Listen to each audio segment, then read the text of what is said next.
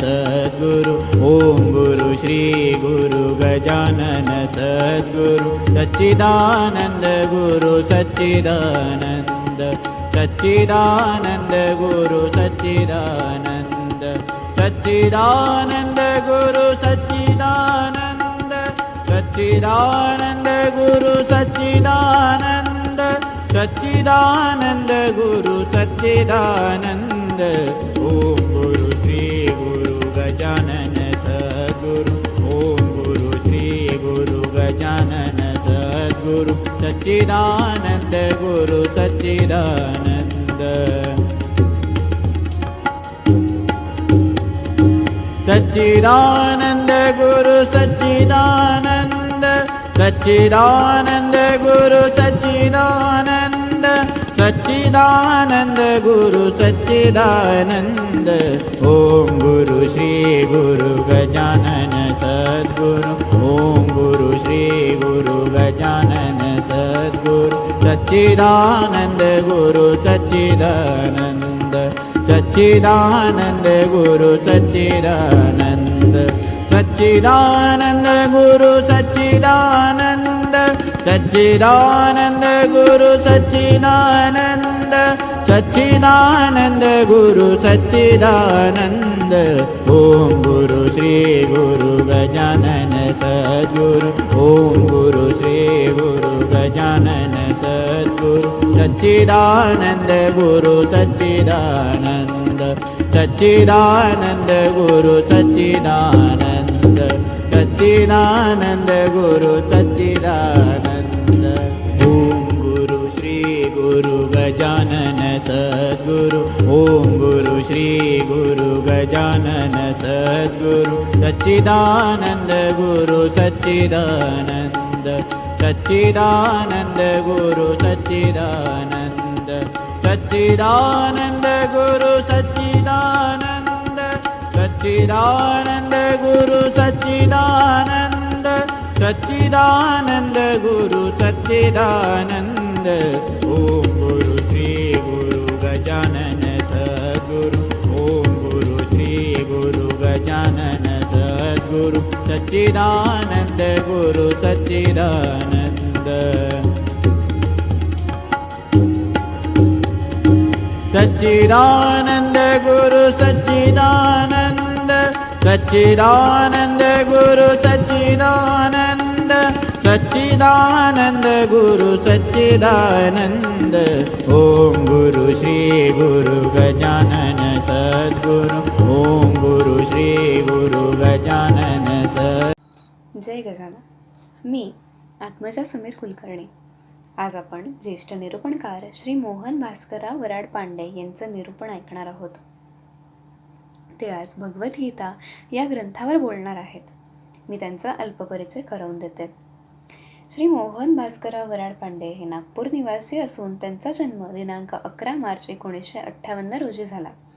अभियांत्रिक शिक्षण पूर्ण करून ते जून 1978 मध्ये शासनाच्या जलसंपदा विभागात कनिष्ठ अभियंता या पदावर सेवेत रुजू झाले आणि सहाय्यक मुख्य अभियंता या पदावरून 31 मार्च 2016 रोजी नितळ वयोमानाप्रमाणे ते सेवानिवृत्त झाले। त्यांना श्री गजानन महाराजांचा भक्तीचा वारसा त्यांच्या आईकडून प्राप्त झाला। त्यांच्या आई श्रीमती वत्सला वराड पांडे या श्री गजानन महाराजांच्या परमभक्त होत्या। सेवानिवृत्तीनंतर श्री मोहन वराड पांडे हे गजानन महाराजांची उपासना करत व श्री गजानन विजय ग्रंथाचे नियमितपणे पारायणे करत असत। यातूनच त्यांना ग्रंथाचे रचनाकार श्री दासगणू महाराज यांच्या लेखन शैलीचे वैशिष्ट्य जाणवायला लागले आणि त्या आढळलेल्या वैशिष्ट्यांवर लेखमाला लिहिण्याची प्रेरणा त्यांना श्रींनीच दिली। श्री गजानन महाराजांवर अनेक विभूतींनी लिखाण केले आहे, तरी रचनाकार श्री दासगणू महाराजांचे अद्भुत रसाळ ओवीबद्ध व प्रासादिक लेखन शैलीतील वैशिष्ट्यांवर लेखन करणारे श्री मोहन वराड पांडे हे प्रथमच असावेत। बघता बघता त्यांचे लेखमाला व्हॉट्सॲपवर खूप व्हायरल झाली। भक्तांच्या आग्रहास्तव व महाराजांच्या कृपेने तसेच प्रेरणेने लेखमालाचे अमृतकण या नावाने पुस्तक प्रकाशित झाले। 15 ऑक्टोबर 2021पर्यंत अमृतकणच्या 1000 प्रती छापून त्यांनी नागपूरसह सर्व प्रांतात भक्तांच्या मागणीप्रमाणे त्या विनामूल्य वितरित केल्या. त्यानंतरही श्री महाराजांच्या कृपेने व प्रेरणेने श्री गजानन विजय ग्रंथातील वैशिष्ट्यांवर लेखांक लिहिण्याची प्रेरणा त्यांना महाराजांनीच दिली व नंतरचे सर्व लेखांक भक्तांना आवडल्याने भक्तांच्या आग्रहास्तव अमृतकणची दुसरी आवृत्ती लवकरच प्रकाशित करावी लागेल असा त्यांचा विश्वास आहे. त्याशिवाय अवांतर विषयावरील त्यांच्या लेखमाला व प्रवास वर्णने वाचकांच्या पसंतीस पडत आहेत. त्यांना व्यायामाची आवड असल्याने गेल्या अनेक वर्षापासून ते ज्येष्ठ नागरिकांसाठी निःशुल्क व्यायाम वर्ग चालवत आहेत. त्याचा लाभ अनेक ज्येष्ठ नागरिक घेत आहेत. राष्ट्रीय स्वयंसेवक संघाचे संस्कार असल्याने सेवानिवृत्तीनंतर सामाजिक बांधिलकी म्हणून ते ठाण्यातील गुरुजी एज्युकेशन फाउंडेशन या सेवाभावी संस्थेचे नागपूर आणि विदर्भाचे प्रमुख या नात्याने जबाबदारी सांभाळत आहेत. या संस्थेद्वारे आर्थिकदृष्ट्या दुर्बळ पण अत्यंत बुद्धिमान मुलामुलींचे पालकत्व घेऊन त्यांच्या पदवी व पदव्युत्तर शिक्षणाचा खर्च करून त्यांचा सर्वांगीण विकास केला जातो. आजमतीस त्यांच्याकडे 18 विद्यार्थ्यांचे पालकत्व आहे. त्याशिवाय त्यांच्या घराजवळील राजराजेश्वरी ललिता सुंदरी या देवीचे मंदिराचे ते विश्वस्त असून तेथेही यथाशक्ती योगदान देत असतात. शिवाय समाजातील गरजू लोकांना यथाशक्ती मदत करण्याचा त्यांचा पिंड आहे. या सर्व कामांमागे केवळ आणि केवळ संघाचे संस्कार, त्यांच्या आईवडिलांचे संस्कार आणि श्री गजानन महाराजांची कृपा व प्रेरणाच आहे असा त्यांचा ठाम विश्वास आहे.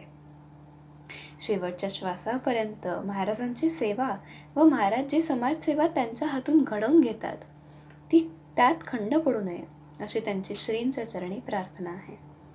जय गजानन.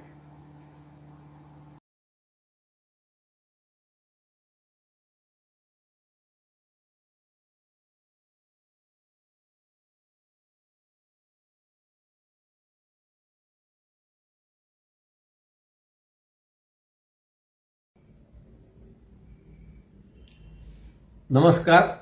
जय गजानन. मी मोहन वराडपांडे, नागपूर. मी सर्वप्रथम ठाणे उपासना केंद्राचा आभारी आहे, ऋणी राहील, कारण त्यांनी मला यावर्षी ग्रंथ महात्म्य या प्रवचनमालेमधला श्रीमद भगवत गीता हा ग्रंथ दिला. खरं म्हणजे ही खूप वर्षाची इच्छा होती की केव्हा ते गीतेचा अभ्यास आपण करायला हवा, वाचायला हवी, गीता समजून घ्यायला हवी, परंतु योग येत नव्हता. आता मी गजाननाचा भक्त आहे.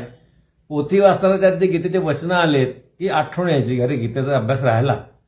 महाराजांना म्हटलं, महाराज तुम्ही बघा योग आणा, आणि खरंच महाराजांनी योग आणला. ठाणे उपासना केंद्राने मला फोन करून हा विषय द्यावा.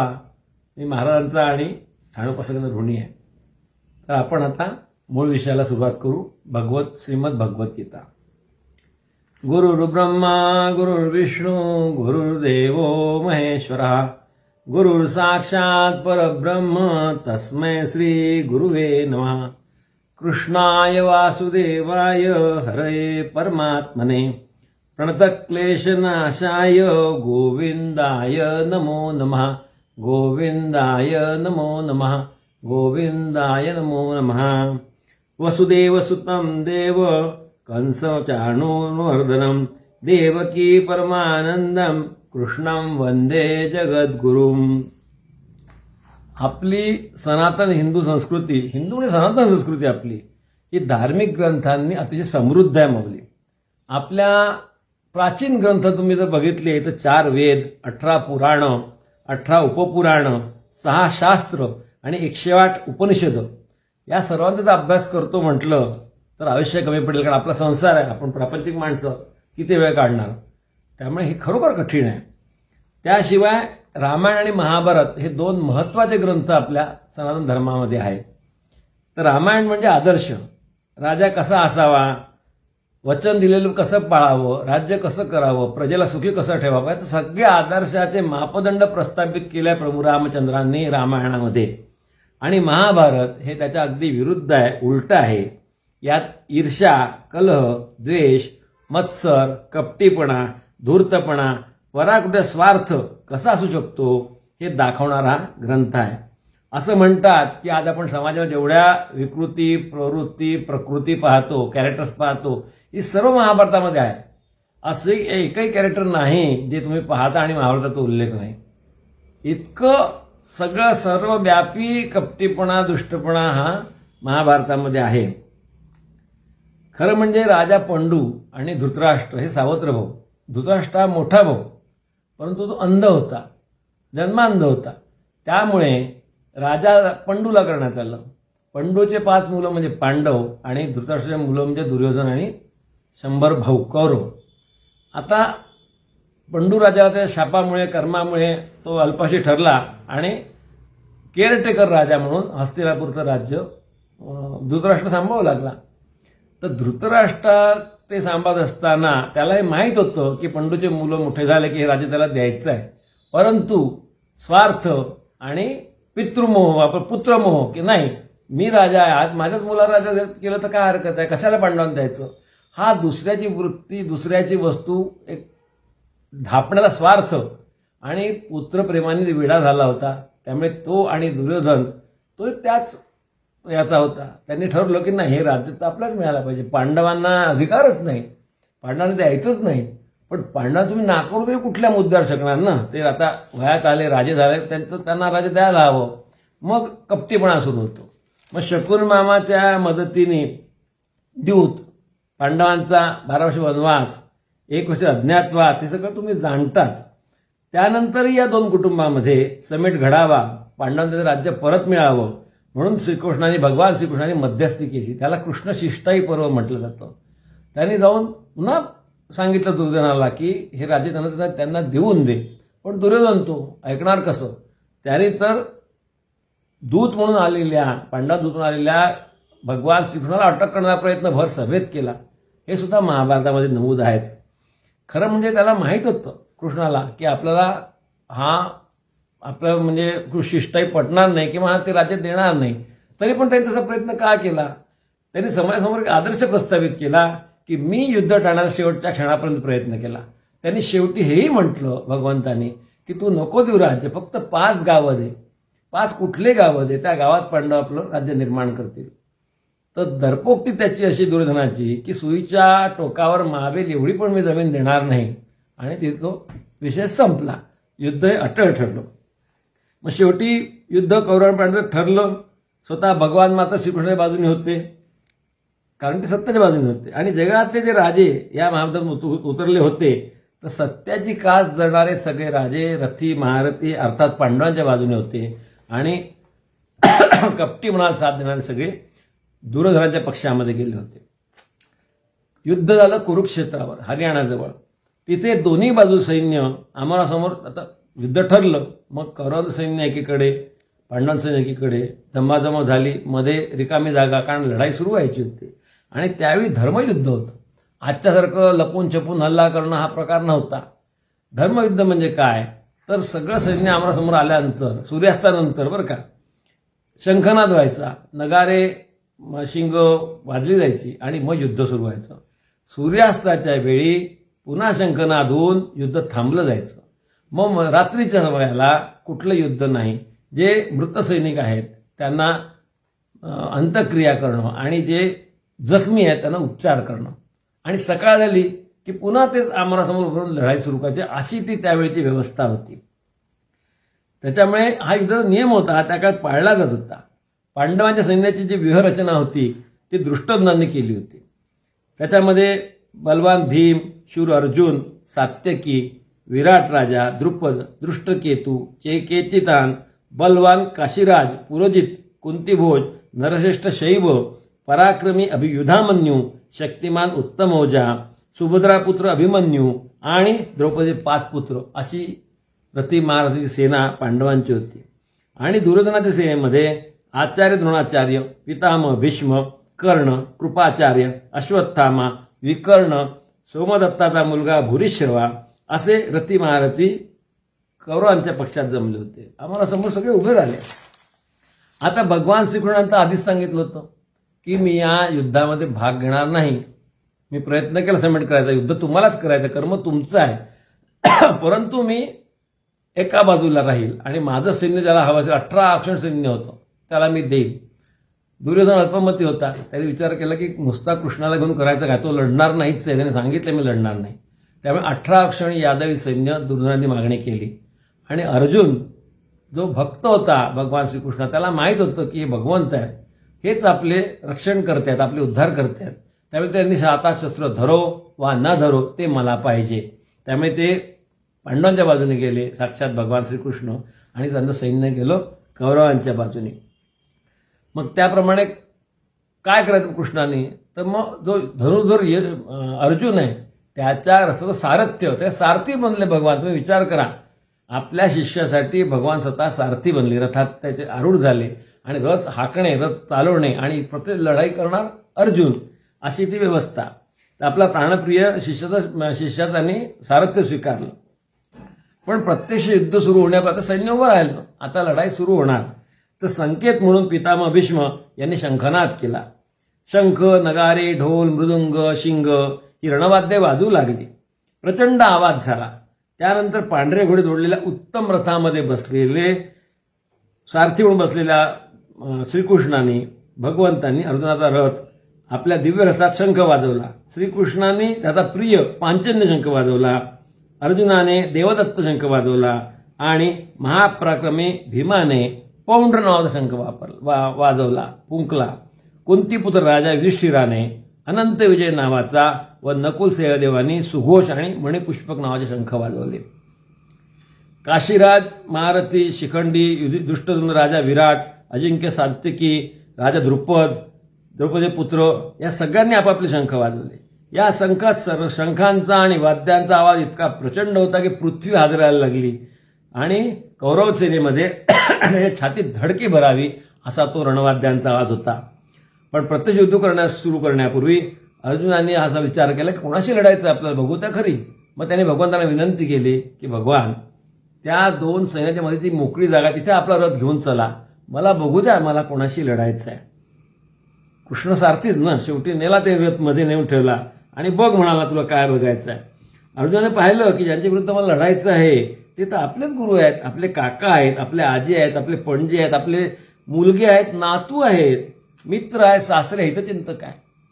मग तो बलित्कारच झाला अर्जुन की अरे या कोणाला मारायचं मला लढाईमध्ये, माझ्या नातेवाईकांना मारायचं आहे, हितचिंतकांना, मित्रांना, जे नातलग आहे त्यांना मारायचं, अशांना मारून हे राज्य काय करायचं. जर सगळ्यांना यांना मला मारायचं असेल ते राज्य करू काय, मी पृथ्वीवर राजा होऊन, मला नको असं राज्य. मला दुर्योधनाच्या सैन्याने मारलं तरी चालेल पण मी ही लढाई लढणार नाही असं म्हणून तो अगदी गलितगात झाला. त्यांनी आपलं गांडीव, धनुष्य आणि बाण, भाता हे सगळं रथात ठेवून दिलं आणि तो विमनस्क झाला.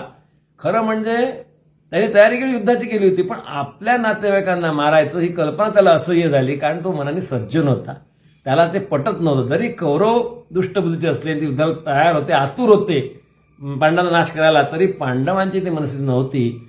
अर्जुन हा त्यांचा प्रमुख होता आणि अर्जुनाने त्याप्रमाणे विचार केला की अरे यांना कसं मारायचं. त्याचं मन उद्विग्न झालं, त्यांनी आपलं धनुष्य ठेवून दिलं खाली. मग अशा हतप्रभ झालेल्या वीर अर्जुनाला भगवंतांचा उपदेश केला आणि युद्धातून परावृत्त झालेल्या अर्जुनाचं मनोबल वाढवून त्याला युद्धास तयार केलं. तो उपदेश म्हणजे श्रीमद भगवद्गीता.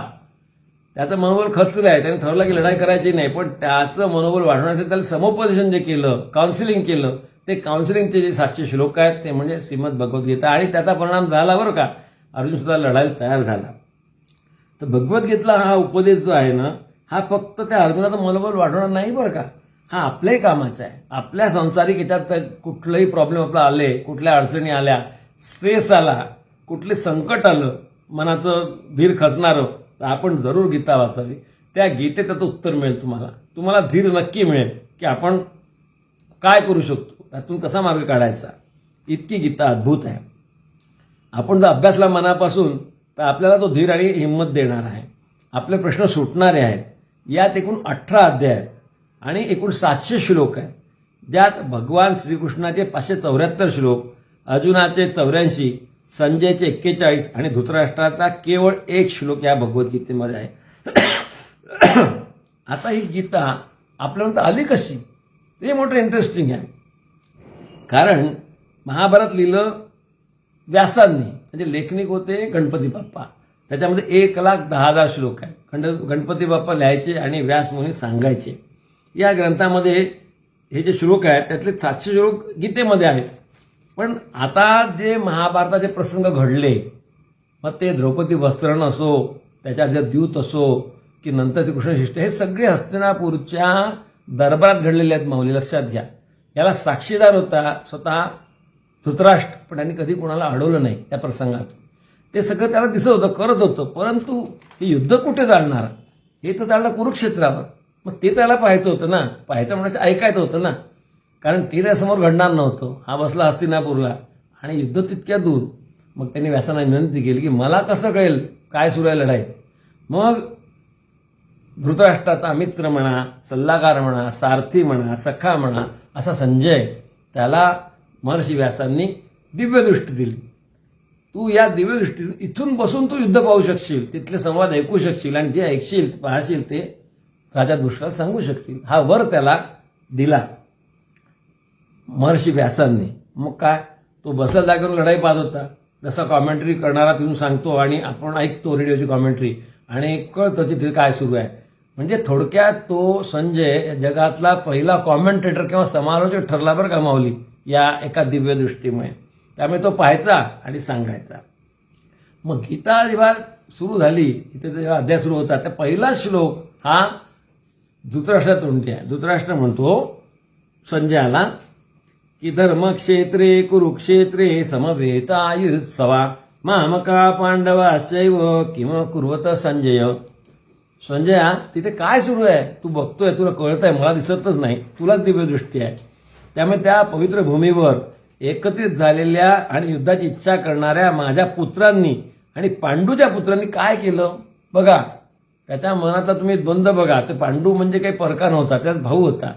पण असं नाही म्हणतो की माझ्या आपल्या दोन्ही कुटुंबातल्या लोकांचं काय करत असतं, म्हणतो की माझ्या मुलांनी आणि पांडूच्या मुलांनी काय केलं, असा त्याचा पहिला प्रश्न आहे. आणि त्याचं उत्तर संजयाने दिलं आहे. संजयाने काय उत्तर दिलं तर तुम्हाला आधी मी सांगितलं, ते उत्तर दिलं की दोन्ही सैन्य आमनासमोर उभे आहेत. कोणाच्या सैन्यात कोण कोण रथी महारथी आहेत, पांडवांच्या पक्षात कोण आहेत, कौरवांच्या पक्षात कोण आहे.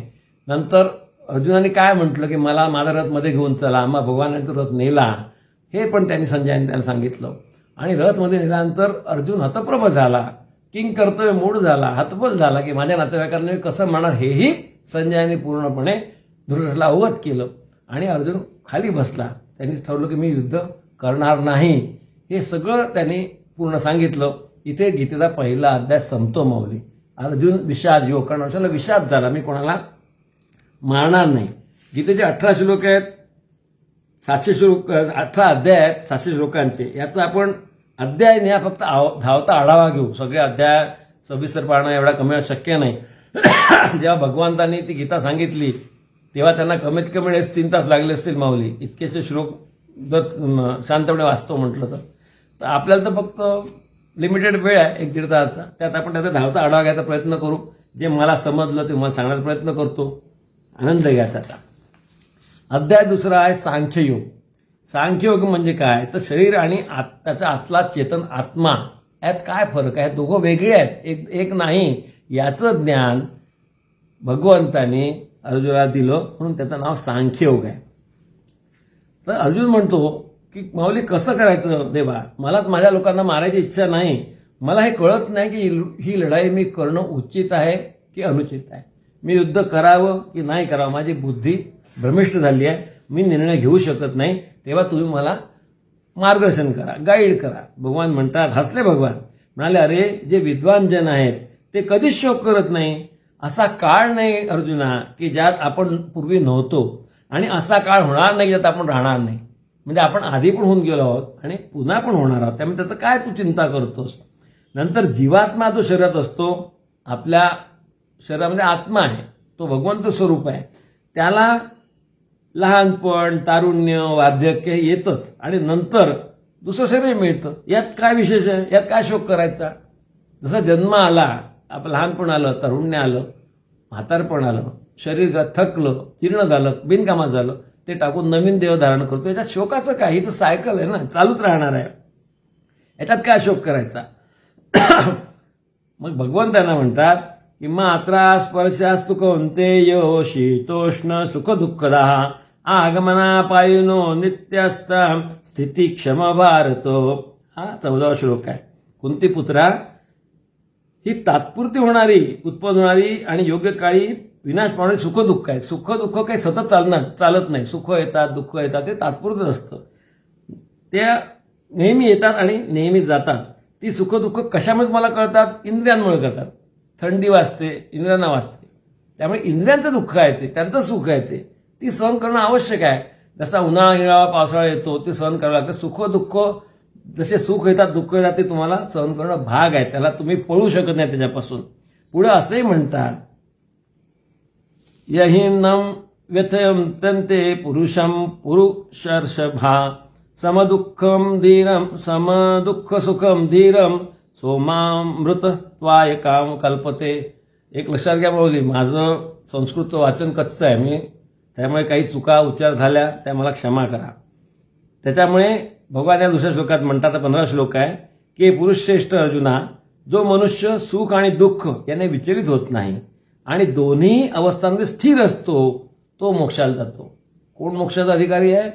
जो सुख आणि दुःखामध्ये विचलित होत नाही.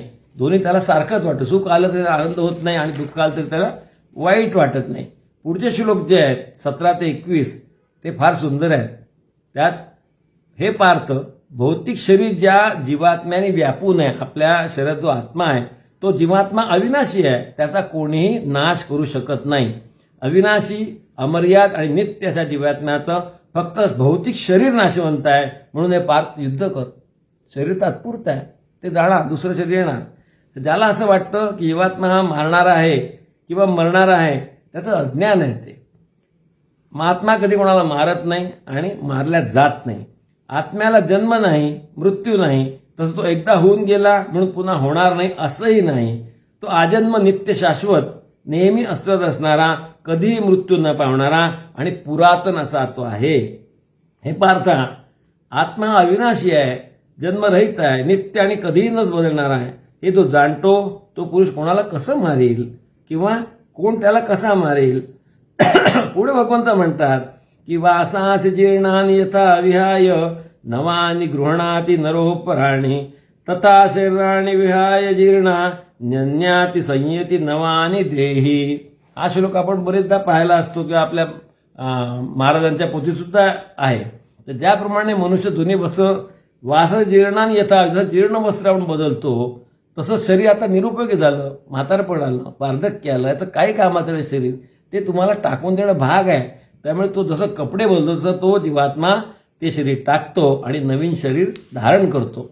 पुढे भगवान हेही स्पष्ट करतात की जो जीवात्मा या जीवातून या शरीरातून त्या शरीरात गेला तर नैनम छंदती शस्त्राणी नैनम दहती पावकः न चैनम क्लेदयन्त्यातो न शोषयते मारुता. हा जीवात्मा जो इकडून तिकडे ट्रान्सफर झाला या देहातून, त्याला शस्त्रांनी कापता येत नाही, त्याला अग्नीत जाळता येत नाही, तसंच त्याला पाण्याने भिजवता पण येत नाही आणि वाऱ्याने सुकवता पण येत नाही. हा आत्मा दिसत नाही पण अविनाशी आहे, हे जाणून तू शरीराबद्दल शोक करतो. तुला माहिती आहे शरीर नाशिवंत आहे, लक्षात घे. त्याचा शोक काय करायचा?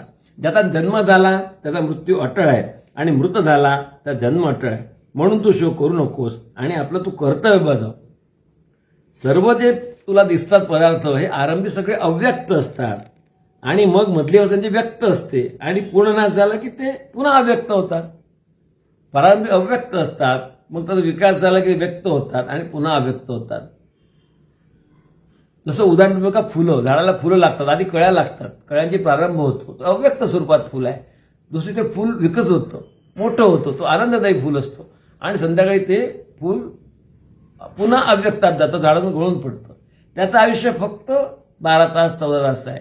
आधी अव्यक्त होता, मग व्यक्त झालं आणि पुन्हा अव्यक्तात गेलं, दुसरं फुल आलं, दुसरी कळी आली. ही सायकल जशी झाडात चालते तशी देहाची सायकल आहे.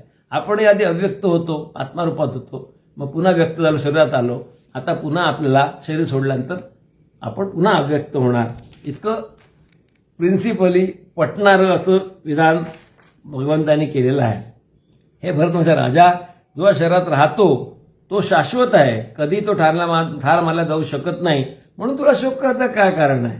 आणि तू क्षत्रिय आहे, क्षत्रियांचा विचार केला तर तुला युद्धापेक्षा दुसरं काय कल्याणकारी आहे सांग बरं तू. अरे आपोआप उघडे द्वार आहे स्वर्गाचं समज तू, कारण तू क्षत्रिय आहे. तुला युद्ध तर केलं नाहीस तर तुझा धर्म आणि कीर्ती दोन्ही तू गमावशील आणि तुझी अपकीर्ती होईल. का रे घाबरला युद्धाला, क्षत्रियांनी घाबरू नये कधी. आणि युद्धात मारला गेलास समजा तर तुला स्वर्ग मिळेल आणि युद्ध जिंकला तर राज्य मिळेल पृथ्वीचं. दोन्हीकडून तुझा फायदा आहे.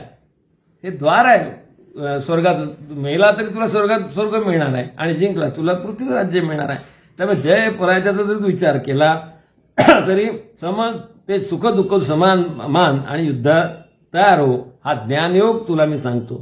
पुढे भगवंत म्हणतात तुला नंतर कर्मयोग सांगतो. कर्मण्येवाधिकारस्ते मा फलेषु कदाचन मा कर्मफल हेतुर्भू मा ते संगोस्त्व कर्माणी.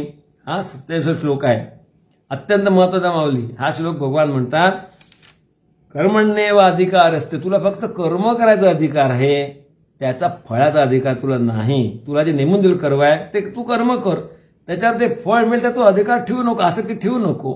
तुला त्याची गरजच नाही. तुला कर्माचं तू कारण आहेस, फळाचं कारण तुला नाही. फळ जे मिळेल ते मिळेल, तू कर्म करणं तुझं काम आहे. पुढे भगवान असंही सांगतात की अर्जुना तू योगात स्थिर हो. तर ते एक त्याला सांगतात योग ध्यान तप तू काय करू शकतो बघ, असं भगवान त्याची परीक्षा घेतात.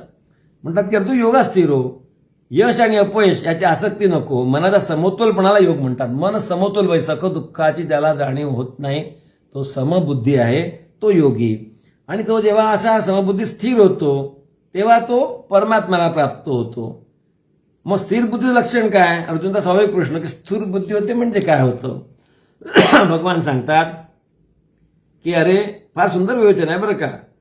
सर्व विस्ताराने सांगणं अवघड आहे, पण दिनातून एकदा भगवद्गीता वाचून काढाय. भगवान म्हणतात दुःख असताना व सुख असताना सारखीच मनाची स्थिती प्रतिक्रिया असते. प्रीती भय क्रोध हे नाहीसे होते. ही स्थिर बुद्धी आहे अर्जुना.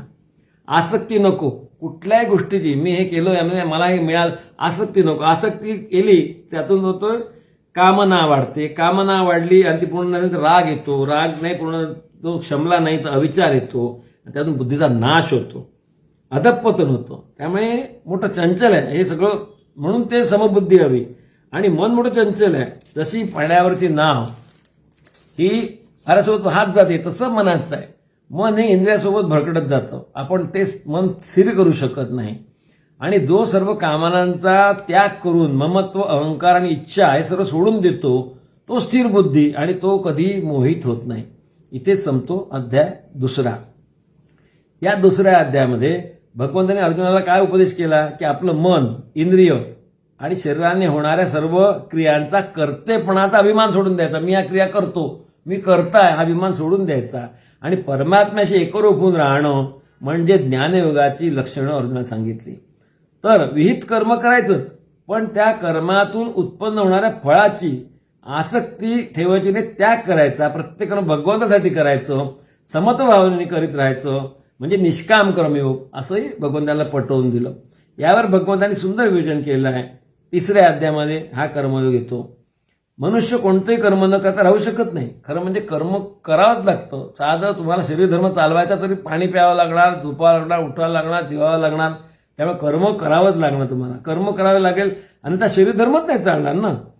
पण इथे कर्मात लिप्त नाही व्हायचं. जे कर्म आपण करतो, आता शरीराने कर्म करतो, क्रिया करतो, ते शरीर करताय, मी नाही करत, ही भावना पाहिजे. माझं काय त्यात हे नाही.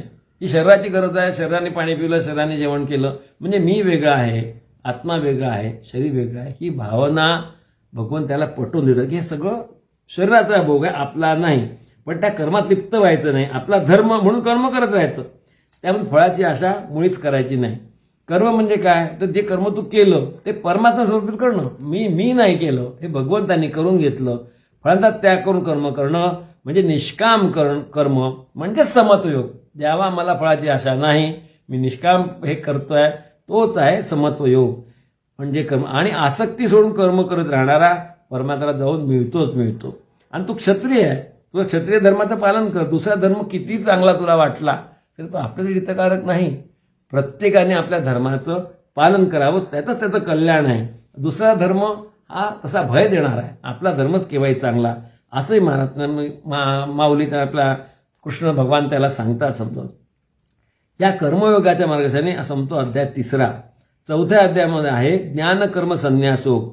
भगवंताचं यात प्रसिद्ध वचन आहे, यदा यदा हि धर्मस्य ग्लानिर्भवति भारत अभ्युत्थानम अधर्मस्य तदात्मानसृजाम्यहम्. जेव्हा जेव्हा धर्माचा ऱ्हास होतो, धर्म नष्ट होत जातो आणि अधर्माचं वर्चस्व वाढतं, अर्जुना त्या त्यावेळी हे भारता मी सुद्धा अवतीर्ण होतो. धर्माला ऱ्हास झाला, अधर्म वाढलं, जे सत्शील लोक आहेत त्यांना जगणं कठीण झालेलं आहे असं जेव्हा मला दिसतं, तेव्हा मी तिथे मनुष्य रूपामध्ये येतो, अवतारित होतो. कशाला अवतार घेतो मी, काय करतोय मला अवतार घेऊन, तर परित्राणाय साधूनाम विनाशाय दुष्कृताम धर्मसंस्थापनार्थाय संभवामी युगे युगे. परित्राणाय साधूनाम, साधूंचं सज्जनांचं रक्षण करायला, आणि विनाशाय दुष्कृताम, दुष्ट कर्म करणाऱ्या आसुरी लोकांचा विनाश, आणि धर्मसंस्थापन पुन्हा करायचं म्हणून मी युगायुगात येत असतो, असं भगवान त्याला ग्वाही देतात. सज्जनांच्या उद्धारासाठी आणि पापी लोकांच्या किंवा दुष्ट लोकांच्या निर्मूलनासाठी युगायुगात येतो. सर्वशक्तिमान सत्यांत परमात्मा हा अज अविनाशी आणि सर्व भूतांचा परम गती परम आश्रय देणारा आहे. तो केवळ धर्माची स्थापना आणि जगाचा उद्धार करण्यासाठी आपल्या योगमायेने सगुण रूप धारण करून प्रगट होतो परमेश्वर. म्हणून परमेश्वराला सुहृद प्रेमी पतित पावन दुसरा कोणी नाही असे जाणून जो पुरुष त्या परमात्म्याशी अनन्य भावेने प्रेमाने चिंतन करील, आसक्ती सोडून देईल, संसारात वावरत असतानाही तो परमेश्वराचंच तत्व जाणतो. आणि ज्याने जाणले तो शरीरात त्याग केल्यावर पुन्हा जन्मास येत नाही. ज्याने तत्व जाणलं की परमेश्वर आहे आणि तो याच्या पलीकडे आहे, त्याला पुन्हा जन्म घ्यायचं कारण नाही. असे पूर्वी कित्येक लोक होऊन गेले ज्यांनी हे भय, क्रोध, अहंकार सगळं त्याग करून फक्त भगवंतासाठी कर्म केलं, ते सगळे मला मिळाले, त्यांना पुन्हा जन्म घ्यावा लागला नाही. सामान्य लोक जे आहेत त्यांना मात्र कर्माचं फळ, आता हे योगी लोक झाले, त्यांना कर्माचं फळ नको आणि संसार नको, विरक्ती पाहिजे, भगवंतच पाहिजे, ते भगवंताकडून जातात.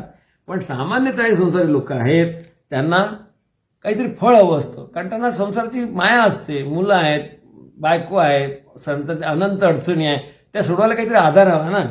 त्यामुळे त्यांना हवेच ते देवतांची पूजा ते करतात. देवता निर्माण त्याचसाठी आहेत. त्यांना त्यांचं कर्माचं फळ देवतांकडे गेलं की मिळतंच. पण कोणती आसक्ती न ठेवता माझं स्वरूप, खरं स्वरूप जो नित्य जाणतो तो माझ्या स्थिर होतो, त्यांना पुन्हा जन्म घेण्याचं कारण नाही. पण सामान्य लोक ते भगवंताला मानतात, आपल्या तक्रारी, आपल्या व्यथा, आपल्या अडचणी, आपल्या सांसारिक प्रॉब्लेम सांगून त्याच्यावर उपचार म्हणजे आपण पारायण करतो, व्रतवैकल्य करतो, त्याचं तुम्हाला फळ निश्चित मिळतो. पण फळ मिळालं, तुमचं ते पुण्यकर्म गेलं. त्यामुळे जो हे फळ मागत नाही, जो फक्त मला मागतो, जो माझी श्रद्धा ठेवतो, तो मात्र मला येऊन तात्काळ मिळतो. इतर लोकांना अर्थात पुनर्जन्म घ्यावा लागतो असा अर्थ होतो. तर कोणत्याही फळाची आशा न करता अहंकार बाजूला ठेवून ईश्वराला सगळी आपली कर्म जो हे करतो, अर्पण करतो, ही कर्म म्हणजे अकर्म. कारण तुम्ही काहीच नाही केलंय, तुम्ही म्हणता की सगळं भगवंतासाठी केलंय, त्यामुळे त्याला अकर्म म्हणायचं. त्या कृती आणि तुम्ही ती इच्छा ठेवली तर त्या कृतीचं जे काही तुम्हाला फळ मिळेल, चांगले वाईट परिणाम, ते तुम्हाला भोगावेच लागणार आहेत. म्हणजे निष्क्रिय न राहता निर्लिप्त राहून कर्तव्य करावं लागेल तुम्हाला. ज्याला कर्मात अकर्म दिसतं आणि अकर्मात कर्म दिसतो तो ज्ञानी आहे. म्हणजे मी कर्म करतोय पण मी भगवंतासाठी करतोय असं म्हटलं ते अकर्म होतं. त्यामुळे कर्म तर करायचं आहे पण ते अकर्म रूपात आपोआप कन्वर्ट होतं, हे त्याला कळतो, ज्ञानी आहे तो. आता अकर्म, कर्म, विकर्म म्हणजे काय, तर कर्म म्हणजे कोणता तरी हेतू मनात ठेवून आपण जे करतो कृती ते कर्म आहे. आणि विकर्म म्हणजे काय, त्याचे दोन भाग आहेत दोन तज्ज्ञांच्या मते.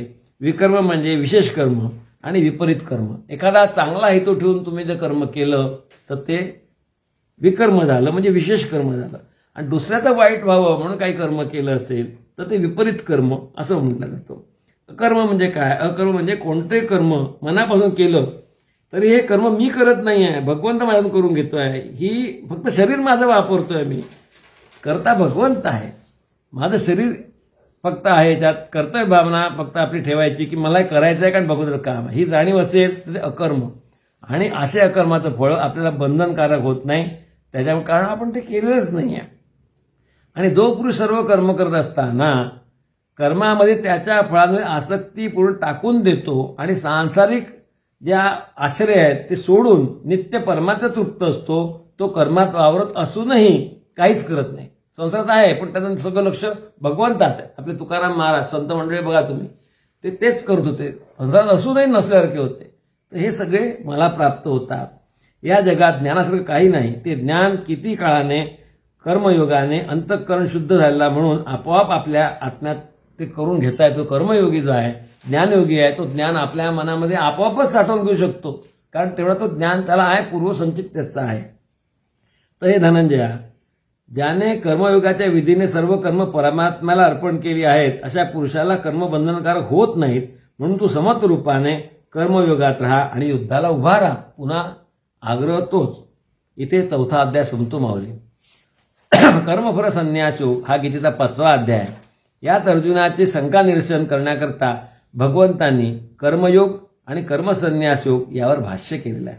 वसुता कर्म म्हणजे कृती, संन्यास म्हणजे कर्माचा त्याग करणे. आता आपण कर्म करतो पण त्याचं फळ परमेश्वराला अर्पण करतो. आपल्या आसक्ती नसेल, निस्वार्थ कर्म असेल तर तो त्याग करणे श्रेष्ठ आहे. कर्माचा त्याग करायचा, कर्माचाच त्याग म्हणजे कर्मच नाही करायचं, त्यापेक्षा कर्म कर आणि ते मला अर्पण कर, ते कर्म त्याग करण्यापेक्षा श्रेष्ठ आहे असं भगवान म्हणतात. तर कर्मसन्यास योग म्हणजे क्रियांचा त्याग करणं नाही तर फळांचा त्याग करणं आहे. अलिप्त राहून कर्म करणं तुम्हाला जमलं पाहिजे, तर आंतरिक शांतता आणि मोक्ष त्याने मिळतो. कर्मयोगी, कर्मसन्यास योगी, ज्ञानयोगी हे परमात्म्याचं ज्ञान यांना झाली जाणीव की ते एकाच परमतत्वामध्ये म्हणजे माझ्यात स्थिर होतं असं भगवंत सांगतात. मी कोणते कर्म करत नाही, हे कर्म परमेश्वर माझ्याकडून करून घेत आहे, त्यामुळे कर्मापासून उत्पन्न होणारे फळ आणि ते कर्त्याला बाध्य होत नाही. हे कर्म मी स्वतःहून केलं नाही हा भाव असला तर त्याचं इष्ट अनिष्ट जे फळ आहे ते कर्त्याला भोगावंच लागणार नाही. ज्ञानयोगांना जे परमधाम प्राप्त होतं, परमधाम तेच धाम कर्मयोगाला प्राप्त होतं. त्यात कुठेही बदल नाही. कर्मयोगी असो का ज्ञानयोगी असो, तो ज्ञानमार्गाने गेला, हा भक्ती मार्गाने गेला आणि 3 मार्ग सांगितलेले आहेत. आपण ते पोथीत आपण माझ्या पोथीत वाचतो आपण. तर जे ज्ञानयोगी आहेत त्यांना जे परमज्ञान प्राप्त होतं ते भक्तियोगालाही प्राप्त होतं, ते कर्मयोगालाही प्राप्त होतं. तर ज्याचं मन स्वतःमध्ये ताब्यात आहे, जो इंद्रिय निग्रही आहे, शुद्ध अंतःकरणाचा आहे आणि सर्व प्राणांमध्ये आत्मरूप परमात्मा एकच आहे असे मानणारा कर्म करूनही अलिप्त राहतो असं भगवान म्हणतात. परमेश्वर मनुष्याचा कर्तेपण कर्म किंवा कर्मफलाशी संयोग करून देत नाही माऊली, हे फार महत्वाचं आहे. परमेश्वर काय करतो तर तो कर्तेपण कर्म आणि कर्मफल याचा संयोग भगवंत करून देत नाही, ते तुम्ही स्वतः करता. आणि हा सगळा खेळ आहे प्रकृतीचा. आणि पापकर्म पुण्यकर्म स्वतःकडे घेत नाही. तुम्ही काही पाप केलं ते तुमचं पाप आहे, तो भगवंत घेत नाही स्वतःकडे. पुण्य केलं तुमचं पुण्य आहे, तो त्या भानगडीत पडत नाही. तुम्ही पाप करता की पुण्य तुमचं तुम्ही ठरवा, तो तुमचा जीव ठरवेल. तुम्हाला जसं वाटतं तुम्ही वागा, पूर्ण आपल्या धर्मामध्ये उभा आहे. पण त्याचे फळ बघायला तयार राहा. जे कर्म कराल त्याचे फळ मिळणार, वाईट वागलं वाईट मिळणार, चांगलं वागलं चांगलं मिळणार.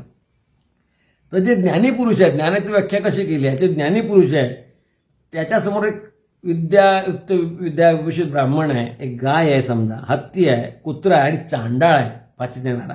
या सर्वांमध्ये परमात्मा आहे असं ज्याला दिसतो, की जाणतो तो की नाही हे 4 जीव वेगवेगळे आहेत आणि याच्या क्रिया वेगळ्या आहेत, परंतु या सगळ्यांमध्ये एक ऐश्वर्य अंश आहे हे जो जाणतो, सहजपणे पाहतो, त्याचं मन समभावामध्ये स्थित आहे. समत्व भाव आहे, तो सगळ्यांना सारखं मानतो म्हणून समत्व भाव आहे. तर ज्याच्या अंतःकरणाच्या बाहेरील ज्या विषयांची आसक्ती पूर्णपणे नष्ट झालेली आहे असा साधक असल्या ध्यानामुळेच तो त्यात स्थिर होतो आणि आनंदाला प्राप्त होतो. इथे 5वा अध्याय संपतो माऊली. अध्याय 6वा आहे ध्यानयोग. कर्मफलाची आसक्ती नाही, केवळ कर्तव्य म्हणून काम करणारा जो कर्मयोगी आहे, तर संन्यासी आहे तो कोणते कर्म करीत नाही. तो संन्यासी नव्हे आणि योगी नव्हे. जो कोणताच कर्म करत नाही तो संन्यासी पण नाही आणि योगी नाही.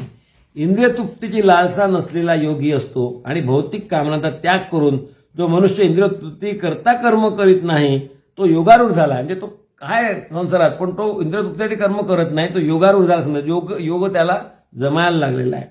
ज्याने मनाला जिंकलं आहे त्याला परमात्मा प्राप्त झाला असतो, कारण त्याला शांती मिळाली असते, मनाची शांती. अशा माणसाला सुख आणि दुःख, उष्णता थंडी, मान अपमान सारखाच असतो, त्याला काहीही फरक पडत नाही. थंडी असो का उष्णता असो, कोणी मान ठेवावा अपमान ठेवता तर काही त्याला फरक पडत, कारण तो समत्वभावाने आणि स्थिर बुद्धीचा असतो.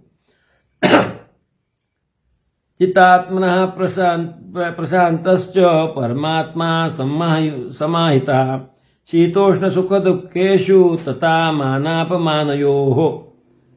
मानापमान सारखंच आहे, शीत आणि उष्ण सारखंच आहे, त्याला काही फरक पडत नाही. असे योगी पुरुष आहेत. आपण हे फक्त भगवान त्याला सांगतात आहे की हे सगळं तू समजून घे, किती प्रकार आहेत परमेश्वर प्राप्ती करण्याचे.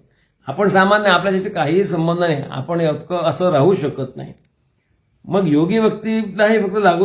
मग योगी असतो त्यांनी कसं योग करायचा, कुठे बसायचं, कोणत्या आसनावर बसायचं, एकांत कसा मिळवायचा, याच्या सुद्धा चांगलं विवेचन आहे. अर्थात ते सामान्य लोकांसाठी किंवा अर्ध्यासाठी पण नाही, ते खास जे योगी पुरुष आहे त्यांच्यासाठी आहे. याचं सगळं विवेचन केलं आहे भगवंताने त्या अध्यायामध्ये. यतो यतो निश्चलती मनश्चंचलम स्थिरम ततस्ततो नियम यत्तैत आंतन एव वशम नयेत.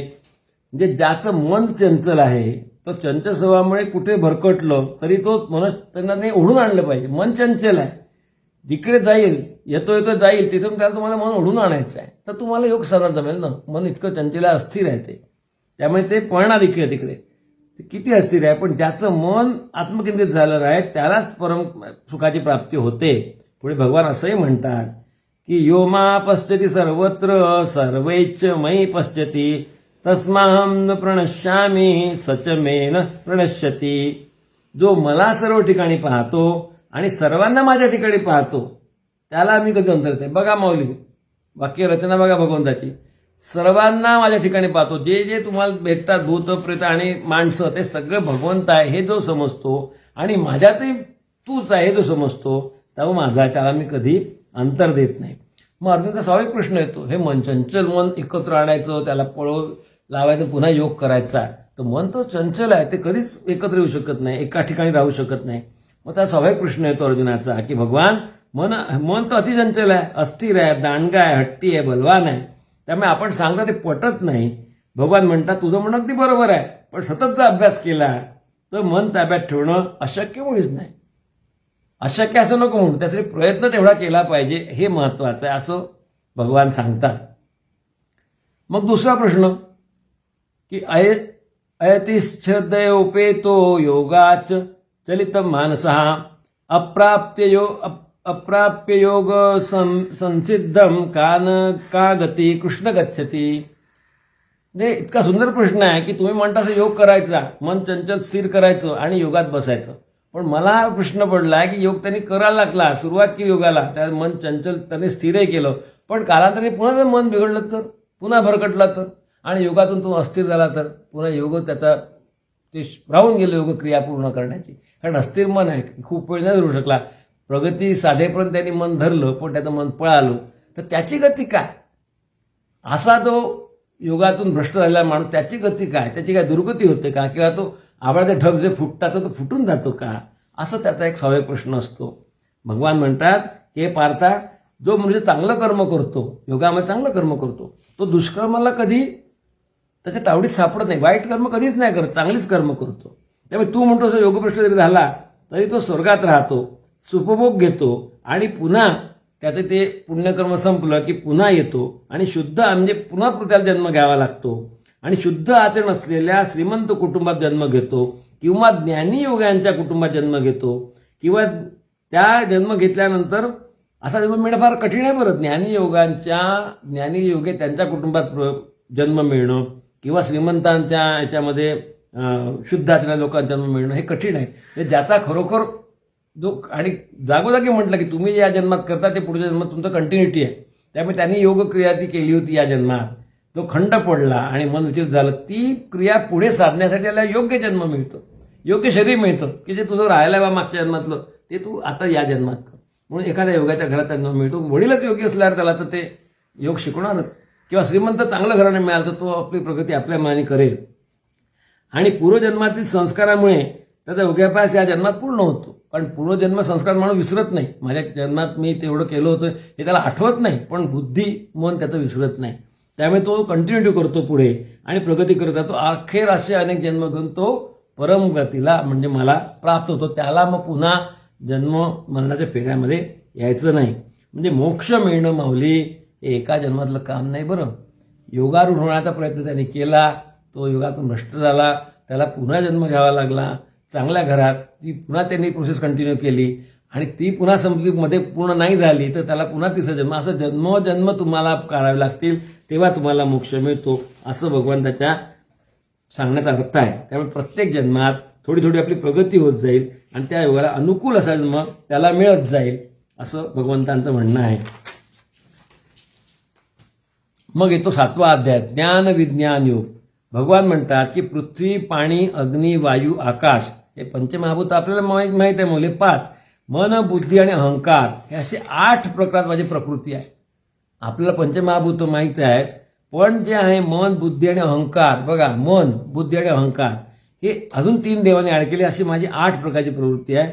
आणि ही परमेश्वराची प्रकृती आहे. तर याची जी या प्रकृती झगडतात जीव, ते म्हणजे जगाचं धारण करतात. या जगाचे धारण करणारे जीव आहेत हे याच्याशी झगडतात आहे, या अहंकार, बुद्धी आणि याच्याशी, मनाशी. म्हणून भगवान म्हणतात की एतद्योनिनी भूतानि सर्वाणि तत्युपधारय अहं कृतस्य नस्य जगता प्रभाव प्रलयं तथा. या जगात सर्व जड आणि चेतन वस्तूंचा मी उत्पत्ती करता आहे आणि प्रलय करता देखील मीच आहे, हे निश्चितपणे जाण. हे धनंजया, माझ्याहून श्रेष्ठ असं दुसरं काही नाही. दोऱ्यात जसे मणी होतात तसं सगळं जग हे माझ्यामध्ये ओल्या गेलेलं आहे. अजून आपलं म्हणणं स्पष्ट करताना भगवान म्हणतात, मी कुठे कुठे आहे तुला काय सांगू, तुला कळत नाही, मी सांगतो तुला थोडक्यात. असं भगवान म्हणतात की पाण्यातला रस मी आहे, सूर्यचंद्रामधला प्रभा मी आहे, वेदमंत्रामधला ओंकार मी आहे, आकाशातील शब्द मी आहे, माणसामधलं पौरुष मी आहे, पृथ्वीचा सुवास मी आहे, अग्नीमधलं तेज मी आहे, उष्णता मी आहे, मी सर्व जीवांचा जीवनशक्ती आहे, तपस्व्यांमधलं तप मी आहे, सर्व भूतांचं आदी बीज मी आहे, बुद्धिवान लोकांची बुद्धी मी आहे. पण हे सर्व सांगताना काम, वासना आणि क्रोध मी नाही हे स्पष्ट करतात. हे सगळं आहे मी, पुरुषातला पौरुष मी आहे, तेज सगळं आहे, पण मी काम, वासना आणि क्रोध हे माझा काही संबंध नाही, हे तुमचं आहे, तुमच्या जीवांचं आहे, असं भगवंत करतात. याला ते जीवच जबाबदार आहे. मुळातून वाचलं की कळतं की सगळं चांगल्या गोष्टी भगवंतात आहेत आणि वाईट गोष्टी या जीवाने स्वतःसाठी केलेल्या कुकर्माचे फळ आहेत, त्याच्या देवाचा काहीही संबंध नाही. मग भगवान सांगतात की अजून तुम्हाला कसं गुंतवून ठेवलं आहे, तर 3 गुण मी केले आहेत, त्रिगुणामध्ये तुम्ही सगळे बांधलेले आहेत, त्यात तुम्ही बाहेर जाऊ शकत नाही. ते 3 गुण म्हणजे सत्व, रज आणि तम, याचं सगळं जग मी बांधलं गेलेलं आहे. तर कोणत्या गुणाचं काय लक्षणं आहेत हे भगवान सांगितलं आहे की सत्व गुणाच्या व्यक्तीची लक्षणं काय, रजोगुणाच्या व्यक्तीची लक्षणं काय, तमगुणाची लक्षणं काय, हे भगवंतांनी विसरून सांगितलं आहे.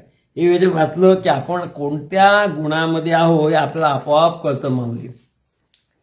तर अधिक स्पष्ट करताना भगवंत म्हणतात की सत्व, रज, तम या 3 गुणांनी मोहित झाले जग. या त्रिगुणांच्या पलीकडे अविनाशी असा तुम्ही आहे त्याला जाणतच नाही, आणि जे जाणतात ते बरोबर ह्या त्रिगुणांना ओलांडून माझ्यापर्यंत येतात. ज्यांना तेवढं ज्ञान आहे, जेवढी त्यांची भक्ती आहे ते येतात. आणि जे जाणत नाही त्याच्या पलीकडे पण काही आहे तेव्हा ते त्या गुणामध्ये व्यस्त असतात. ज्या लोकांच्या कामना, वासना, इच्छा, आकांक्षा असतात त्या पूर्ण करण्यासाठी ते आपल्या स्वभावानुसार इतर देवता, आता हे तुम्हाला जीव मिळाला, मग तुमच्या त्या इच्छा, कामना आहे, त्यासाठी तुम्ही काय करणार, देवांना शरण जाणार, संतांना शरण जाणार. आणि मी परमात्मा रूपाने तुमच्या हृदयात आहेच. तुम्हाला जेव्हा अशी बुद्धी होते की मी या देवतेची उपासना करतो, पारायण करतो, ती बुद्धी तुमची मी स्थिर करतो. चल बाबा हे तरी कर, नाही येत तू माझ्यापर्यंत, माझं नाही चिंतन कर, तू देवाचं तर करतो, तुला काहीतरी हवं आहे, तुझी मागणी आहे, तर तुझी ती बुद्धी त्या उपासनेमध्ये मी स्थिर करतो, हे पण तू मला जाणत नाहीस, तरी पण जाणत नाही. तर आपल्या हृदयस्थ परमेश्वरच आपला उपासनेमध्ये आपली जी बुद्धी आहे ती स्थिर करतो, हे खूप महत्वाचं आहे. तर असा उपासक जे वेगवेगळ्या देवाची उपासना करतात आणि इच्छित भोग प्राप्त करून घेतात, परंतु त्यांना फळ देणारा देखील परमेश्वर आहे, जगत नियंता आहे तो, असं लोक जाणतात. परंतु कामना नसणारे असे लोकांना वाटतं, पण जे त्यांना कामरच नाही, कुठलंच नकोच आहे, ते मात्र डायरेक्ट माझ्यापर्यंत येतात. थोडक्यात असं दिसतं की फळाची आशा अपेक्षा न करता जो उपासना भक्ती करतो तो त्याच्या पुण्यकामात जमा होतो, पुण्यकर्मामध्ये. कारण आशा आकांक्षा धरून केल्या तर भक्त तुम्हाला सतत तुम्ही काही आशा ठेवली, अपेक्षा ठेवली, फळ तुम्ही कर्म केलं, चांगलं कर्म केलं, पारायण केले, व्रत, त्याचं फळ तुम्हाला मिळालं ना. फळ मिळाल्यामध्ये कर्म शांत झालं. पण जे कुठलंच फळाची अपेक्षा न करता कर्म करतात, सत्य न करतात, ते त्यांच्या पुण्यकर्मामध्ये जमा होत राहतं, पुण्यकर्म त्याचं वाढत राहतं. पण मला काहीच नको देवा असं म्हणून जो करतो त्याचा पुण्यक्षय कधी होत नाही, तो वाढत जातो. म्हणून भगवान कृष्ण पुढे म्हणतात, येषां त्वन्तगतं पापे जनानां पुण्यकर्मणां ते द्वंद्वमोह निर्मुक्ता भजन्ते मा दृढव्रता. ज्यांनी आपल्या चालू या जन्मामध्ये आणि पूर्वजन्मामध्ये चांगलं कर्म केलंय, पुण्यकर्म केलंय, त्यांची पापे पूर्णतः नष्ट झाली आहेत आणि जो मोहापासून मुक्त आला आहे तो निष्ठेने माझी भक्ती करतो, असं भगवान वचन देतात. ज्याला वृद्धावस्था म्हणजे तुम्हाला तुमचे कर्म तुम्ही करता, परंतु पूर्वजन्मातील कर्म आहे त्यामुळे तुमची पाप नष्ट झाली असेल तुम्ही माझ्यापर्यंत येणार. आणि ज्याला वृद्धावस्था, मृत्यू, मरण हे नको आहे, त्यातून मुक्त होण्याची इच्छा आहे, असे लोक, बुद्धिमान लोक माझी भक्ती करतात. ज्याला सांसारिक अडचणी आहे तो देवतांना शरण जातोच, पण त्याला ते काहीच नको आहे, ज्याला फक्त मी हवा आहे, आणि ज्याला वृद्धावस्था नको आहे, जन्म मरणाचं चक्र नको आहे, तो माझ्यापर्यंत येतो.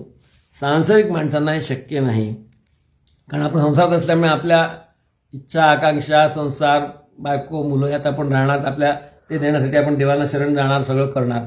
पण मलाही काहीच नको असं म्हणणं हे फार महाकठीण काम आहे, कलियुगात तरी शक्य वाटत नाही. इथे संपतो 7वा अध्याय. अध्याय 8वा आहे अक्षर ब्रह्मयोग. अर्जुनांनी आपली शंका विचारली की ब्रह्म म्हणजे काय, अध्यात्म म्हणजे काय आणि सकाम कर्म म्हणजे काय. थोडक्यात भगवान म्हणतात की अविनाशी जीवात्म्याला ब्रह्म म्हणतात, त्याच्या नित्य स्वभावाला अध्यात्म म्हणतात आणि शरीरसृष्टीचा व्यापार करण्याला कामांना कर्म म्हणतात. हे सगळं समजायला कठीण आहे, परंतु तो कृष्णातून संवाद आहे. आणि पुढे भगवान हे म्हणतात की हे फार सुंदर आहे बरं का, पुढचा श्लोक की अंतकाले च मामेव स्मरन् मुक्त्वा कलेवरम यः प्रयाति समद्भावम याति नास्त्यत्र संशयः. जो अंतकाळी मरण समयी माझं नाव घेतो तो मग आधी कसाही असो, पुण्यकर्म केलं असो नसो असा त्याचा अर्थ होतो, पण जो मरताना माझं नाव घेतो तो मला निश्चित मिळतो. तर हे ऐकायला सोपी वाटतं की काही करा, मरताना देवाचं नाव घेतलं तर आपण डायरेक्ट स्वर्गात म्हणण्याच्या या चक्रातून सुटू जन्मवृत्तीच्या. पण हे सोपी आहे का हो? अंतकाळी नाव त्याला येणं शक्य आहे का? आपण इतके संसारी आहोत की आपण प्राण संताने आपला कशात लक्ष असतं, पत्नीचं कसं होईल, मुलांचं कसं होईल, प्रॉपर्टीचं कसं होईल. देवाचं नाव आणि मुख्य मरण केव्हा येत माहीत नाही ना मला. झोपेत माणसं मरतात. आपण असे पुण्य लोक पाहतो की जे शेवटी काही वर्ष काही महिने कोमात जातात, स्मृतिभ्रंश होतो, त्यांना स्वतःची जाण नसते, काय नाव घेणार परमेश्वराचं. त्यांचं जे कर्म आहे त्याप्रमाणे ते नाव घ्यायच्या, म्हणजे त्या नातेवाईचे नाव घेऊ शकत नाही, देवाचं नाव काय घेणार, असे आपण अनेक लोक पाहतो. आणि आपण मात्र आपल्या संसारात असतो. तर मृत्यू समयी किती ठरवा तुम्ही, भगवान नाव घेणे सोपी नाही आहे. भगवान वचन दिलं ते खरं आहे, पण हे फक्त एखाद्या योग्यालाच, एखाद्या कर्मयोग्याला, ज्ञानयोग्याला, तपस्याला शक्य आहे की मरणाच्या वेळी, जसं आपण भास्कर पाटलाचं उदाहरण पाहतो, परमेश्वर नाव घेत घेत त्यांनी समाधी घेतली, देह सोडला. याला तेवढं तपस्या पाहिजे, सामान्य माणसांना हे शक्य नाही. एक छान तुम्हाला त्यातली गोष्ट मला आठवली की एक माणूस होता, तो अतिशय कंजूस होता, काटकसरी होता, संसार केला काटकसरीने आणि रागवायचं घरात सगळ्यांना, उधळेपणा केला तर त्याचं मरण आलं, म्हातारा झाला तो. पण सत्कर्मी असल्यामुळे त्याची शुद्ध होती, जागृत होता. आणि जेव्हा तो शेवटी खाटेवर झोपला, डॉक्टरांनी सांगितलं की तुझं आता अगदी मरण झालं, तू देवाचं नाव घेत राहा, कारण तुझा कुठल्या क्षणी मृत्यू आहे, तू देवाचं नाव घे, कारण तू तसं कोणाचं वाईट केलं नाही आहे. ठीक आहे, देवाचं नाव घेऊन कमीत कमी साक्षात मला यातून सुटेन तर खरी. देवाचं नाव घेणं सुरू केलं त्याने. पण देवाचं नाव घेत असताना लक्ष मात्र संसारात, कोणी काय उधळेपणा करताय का, तिकडे काय दूध उतू जात आहे का, कारण जागृत होती अवस्था, शारीरिक काम करत आणि आता ज्या क्षणी नाव घेता घेता त्याचा जो मरणाचा क्षण आला, तर लक्ष दारात गेलं. दारात एक झाडू त्यांचा होता, अंगण झाडणी, आणि ती बकरी खात होती. तर मुलाला ओरडला, अरे बघ ती बकरी ती झाडू खाते, पुन्हा विकत आणावं लागेल, असं म्हणता त्याने प्राण सोडला. म्हणजे त्याला हे माहीत होतं की मरताना मला देवाचं नाव घ्यायचं आहे. पण त्या क्षणाला त्याला तो झाडू दिसला बिनकामाचा, ती बकरी दिसली, त्याचं आतही मन काटकसरी मन त्या झाडूमध्ये होतं, मुक्ती मिळवण्यात नव्हतं. त्यामुळे मरण समयी परमेश्वराचं नाव घेणं इतकी साधी गोष्ट नाही आहे. म्हणून भगवान पुढे पण असंही म्हणतात की यम यम वापि स्मरन् भावम त्यजत यन्ते कलेवरम तंतमे वैती कौंतेय सदा तद्भाव भावितः. म्हणून पुढे म्हणतात की तुम्ही ठीक आहे, तुम्ही माझं नाव नाही घेऊ शकत ना, पण तुम्ही मरताना ज्या भावात आहात, जे तुम्ही विचार करताय, जो भाव तुमच्या मनात आहे, जे तुम्ही आयुष्यभर केलं आहे, त्याच्यात तुम्ही रंगून गेले आहे, त्याच भावाला तुम्ही प्राप्त होता.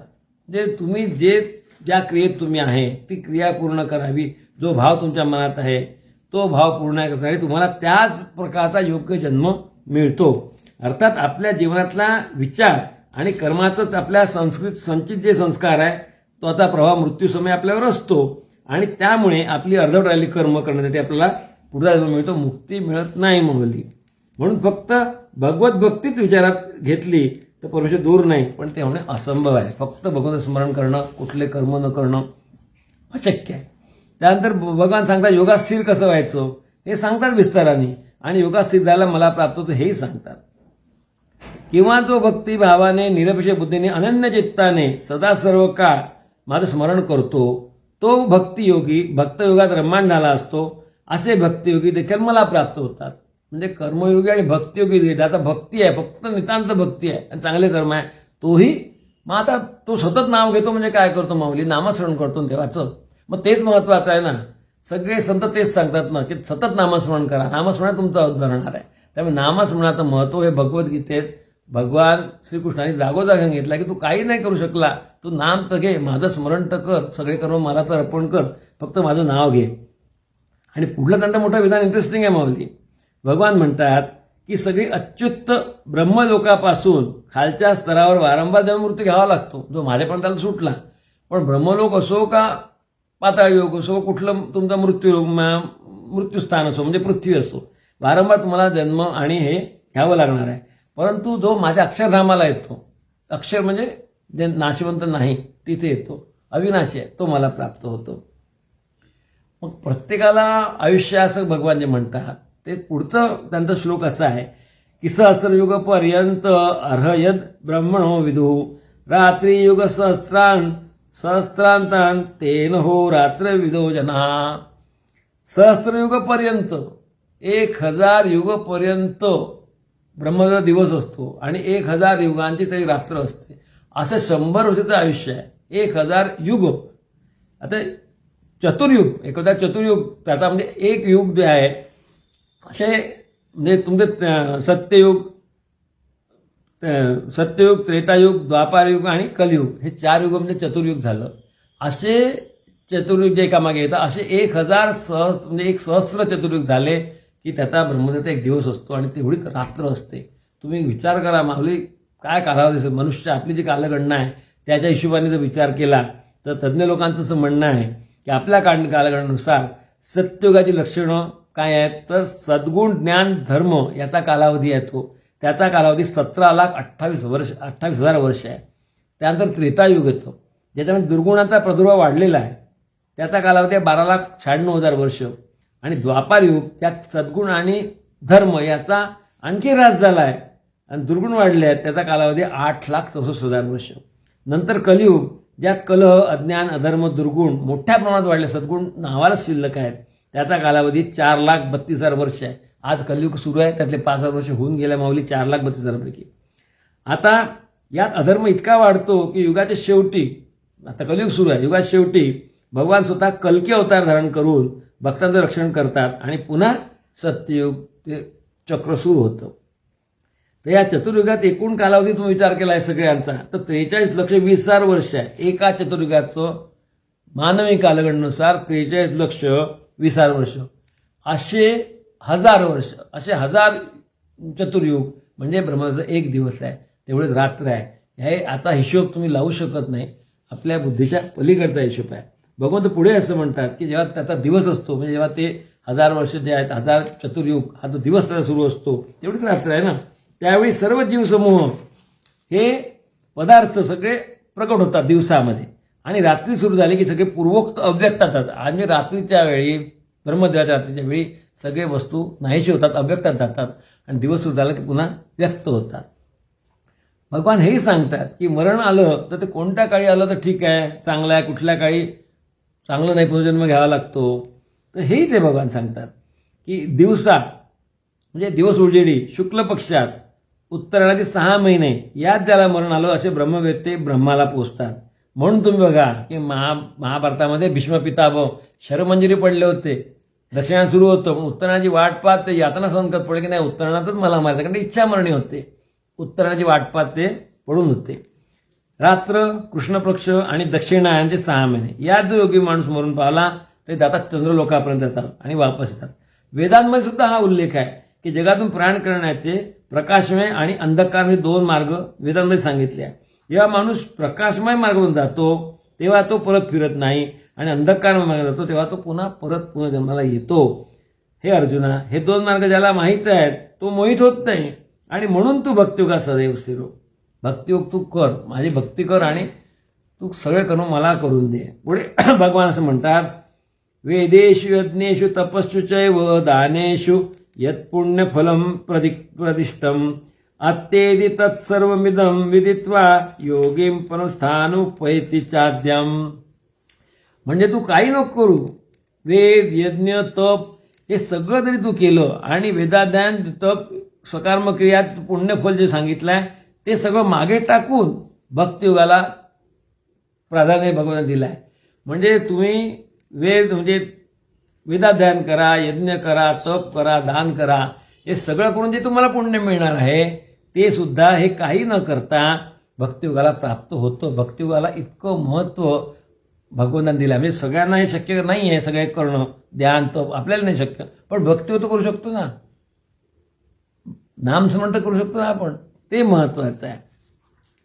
आणि मग 9वा अध्याय राजविद्या राजगुह्य योग, या अध्यायामध्ये भगवान अर्जुनाला अत्यंत गोपनीय असं ज्ञान देतात. त्याचा सारांश असा की मीच सर्व आहे, चराचर व्याप्त आहे, हे जाणणारा माझ्यापर्यंत बरोबर येतो. हे जे जाणत नाही त्यांना वारंवार जन्म म्हणून घ्यावा लागतो. जो जाणतो की मी आहे तो येतो, नाही तर त्याला आहे चक्र त्याचं. परंतु सर्व सृष्टी माझ्या अधीन आहे, माझ्या संकल्पात सृष्टी आणि भूतान समुदाय मी पुन्हा निर्माण करतो, आणि मीच माझ्या संकल्पात संकाळ समुदाय आणि विश्व नष्ट करतो. मी या जगाचा पिता, माता, आधार, पितामह आहे. जे जे पवित्र आहे ते सर्व मी आहे. मीच ओंकार आहे, मीच ऋग्वेद आहे, मीच सामवेद आहे, यजुर्वेद आहे, असं भगवान सांगतात. पुढे भगवान असं म्हणतात की अनन्याश्चिंतयन्तो मामे जना पर्युपासते तेषां नित्यभियुक्तानां योगक्षेम वहाम्यहम्. जो माझे करतो त्याचा योगक्षेम मी चालवतो, तो पूर्णपणे माझ्या रमलेला आहे, त्याला मी कधी काही कमी पडू देत नाही. अनन्य भावाने माझा भक्त करतोय, बाकी काही त्याला कशाचा भान नाही आहे, तर त्याला ज्या वस्तूंची गरज आहे ती मी त्याला पुरवठा करतो, त्याचा योगक्षेम मी चालवतो, असं भगवंतांनी कबुली दिलेली आहे. त्यामुळे देवतांची उपासना करणारे जातात देवतांकडे, पितरांची उपासना करणारे पितरांकडे, भूतांची उपासना करणारे भूतांकडे, आणि निष्काम भक्ती जे करतात ते मला प्राप्त होतात.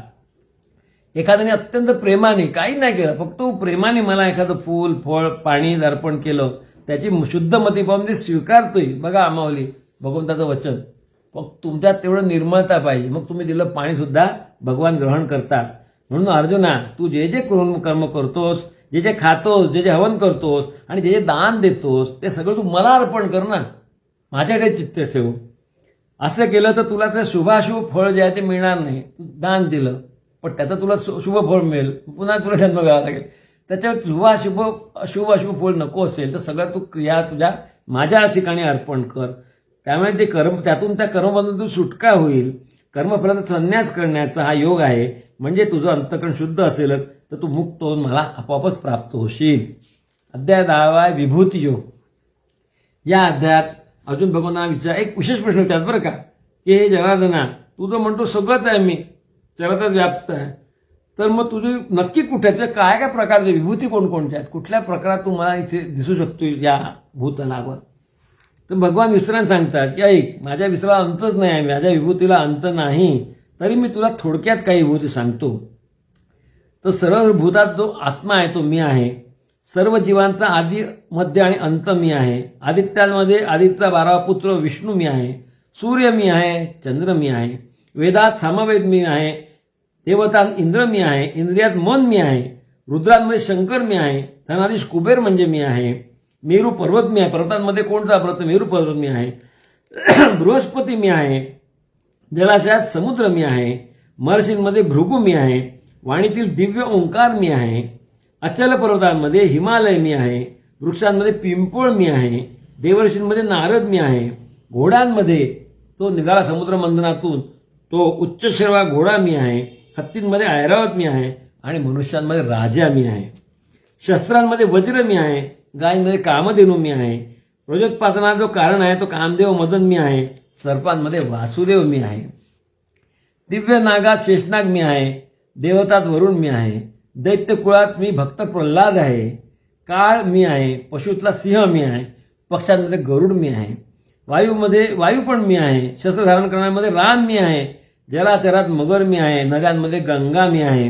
हे अर्जुना, सर्व सृष्टीला आदी मध्य अंत मीच आहे. आणि अध्यात्मविद्या म्हणजे मीच आहे. अक्षरामधला अ मी आहे. द्वंद्वामधला समासात द्वंद्व मी आहे. ब्रह्मदेव मीच आहे. सर्वांचा लय करणारा मृत्यू मीच आहे. स्त्रियांमध्ये मी कीर्ती, श्री, वाक, स्मृती, मेधा, धृती आणि क्षमाही मीच आहे. गायत्री मंत्र मीच आहे. आणि महिन्यांमध्ये मार्गशीर्ष महिना मी आहे. ऋतूंमध्ये वसंत ऋतू मी आहे. पांडवांमध्ये अर्जुन मी आहे. आणि मुनींमध्ये मी व्यास मुनी आहे. कवींमध्ये शुक्राचार्य आहे. दंड करणारा दंड मी आहे. शिक्षा, दंड शिक्षा तो मी आहे. गोपनीयातलं जे गोपनीय ठेवतात त्यातलं मौन म्हणजे मी आहे. तर ज्ञानीमधलं ज्ञान मी आहे. माझ्याशिवाय यातून काही एकही वस्तू नाही अशी जी असू शकत नाही. माझ्या विभूतीनं अंत नाही, तरी मी तुला थोडक्यात सांगितलं आहे. हे म्हणजे सगळीकडे ब्रह्म भरलेला आहे. श्रीकृष्ण सगळीकडे व्यापलेला आहे. परमपिता परमेश्वरांनी त्यांनी अगदी स्पष्ट शब्दात तिथे सांगितलेलं आहे. त्याचा पुढचा 11वा अध्याय विश्वरूप योगदर्शन.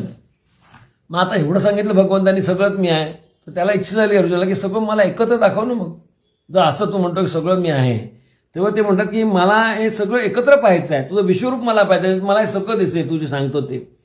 भगवान ठीक आहे, पण तुला ही जी तुझे डोळे कातड्याचे हे तुला पाहता येणार नाही. तू पाहूच शकणार नाही. त्याला दिव्य दृष्टी दिली की आता बघ. आणि भगवंतांनी त्याला आपलं विश्वरूप दर्शन दिलं. त्याने जे पाहिलं ना अर्जुनाने ते केवळ अद्भुत अद्भुत आणि अद्भुत होतं माऊली. ते विश्वाचं वर्णन जे आहे गीतेमध्ये दिलेलं फार भयंकर आहे. अर्जुनाने त्या विश्वरूपामध्ये असंख्य मुख, असंख्य नेत्र पाहिलं. त्या दिव्य देहाने दिव्य वस्त्र धारण केले होते. दिव्य माला घातल्या होत्या. हातात दिव्य शस्त्रे होती.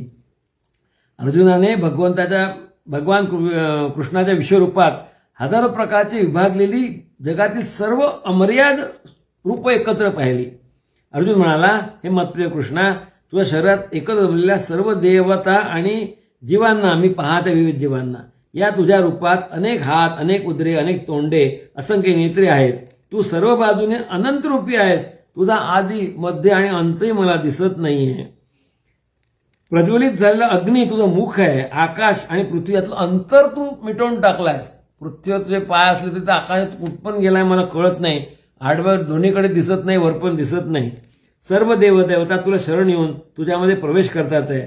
भगवान शंकराची विविध रूपे, 12 आदित्य, 8 वसू, अश्विनी कुमार, गंधर्व हे सगळे तुला स्मृतीतून पाहत आहेत या तुझ्या विश्वरूपाला. ज्याला पुष्कळ तोंडे आहेत, पुष्कळ डोळे, पुष्कळ भाऊ, पुष्कळ मांड्या आणि पुष्कळ हात पाय आहेत, ते पाहून मी व्यथित झाला देवा. आणि आपल्या पक्षातील योद्धे आणि धृतराष्ट्र पुत्र आणि भीष्म, द्रोण, कर्ण हे सर्व तुझ्या मुखामध्ये भराभर शिरत आहेत. काही जण तर दातामध्ये अडकून त्यांच्या डोक्याचा चुरणा झालेला आहे, मला दिसतंय. ज्याप्रमाणे नद्या धावतात समुद्राकडे, तसे मनुष्य लोक, वीर योद्धे तुझ्या प्रज्वलित मुखामध्ये प्रवेश करतात असं मला दिसतंय. आपण नक्की कोण आहात भगवान, मला कळत नाही आहे. भगवान म्हणतात, अरे मी सर्वांचा नाश करण्यासाठी वृद्धिंगतेला काळ आहे आणि संहार करण्यात मी सध्या प्रवृत्त झालेलो आहे. पांडवांव्यतिरिक्त कोणी यातलं शिल्लक राहणार नाही. या सगळ्यांना मी आधीच मारलाय. तुला फक्त निमित्त मात्र आहे, म्हणून तू उठ आणि युद्ध कर. या सगळ्यांना मी मारलाय असं गृहीत धर तू. नंतर अर्जुनाने विनंती केली, मी आता पाहू शकत नाही, तुम्ही पुन्हा नॉर्मल रूपात या. तर चतुर्भुज रूपामध्ये भगवान आले आणि त्याच्या विनंतीनंतर द्विभुज रूपात म्हणजे श्रीकृष्ण रूपात पुन्हा त्यासमोर प्रगट झाले. हा अद्भुत प्रयोग पाहून त्याचे तर मती गुंग झाले की याच्या अंगात शरीरात सगळंच आहे, विश्वरूपात आपण सगळं पाहिलेलं आहे. आता मग पुढे भगवान म्हणतात की जे मतपरायण भक्त सर्व कर्म माझ्या ठिकाणी अर्पण करतात अन्य भक्ती ते मला प्रिय आहेत. तू माझ्यात मन निश्चय ठेवण्यास समर्थ नसशील, बघा तू जर माझ्यात मन निश्चय ठेवण्यास समर्थ नसशील तर योगाने मला प्राप्त कर, आणि तेही शक्य नसेल तर माझ्याकरता फक्त कर्म कर ना, बाकी काय करू नको, सर्व कर, कर्म कर आणि कर्मफलाचा त्याग कर. ध्यान तप या सगळ्यांपेक्षा ध्यान करणं, तप करणं, दान सगळ्यांपेक्षा कर्मफलाचा त्याग करणं हे महत्त्वाचं आहे. कारण कर्म केलं की त्याचं बंधन तुम्हाला आलंच फळाचं. ते नको असेल तर कर्मफळाचा त्याग हे सगळ्यात महत्त्वाचं आहे. ते त्याग कसा करायचा, तर मी ते केलं नाही, भगवंतांनी केलं, हा भाव मनात हवा. तर ज्याला कशाचीच अपेक्षा नाही, तो अंतर्बाह्य शुद्ध आहे, तो सुखदुःख मुख्य आहे आणि त्याला आपल्या कर्तव्याचा अभिमान नाही, इच्छा असा मला प्रिय असतो. ज्याला निंदास्तुती सारखीच वाटते, जो विषय स्वरूप मनन करणारा असतो, जे मिळेल त्याच्यात तो उदरनिर्वाह करायला तयार असतो, निवासस्थान घराबद्दल त्याला आसक्ती नसते, ममत्व भाव नसतो, असा पुरुष मला प्रिय आहे असं भगवान सांगतात.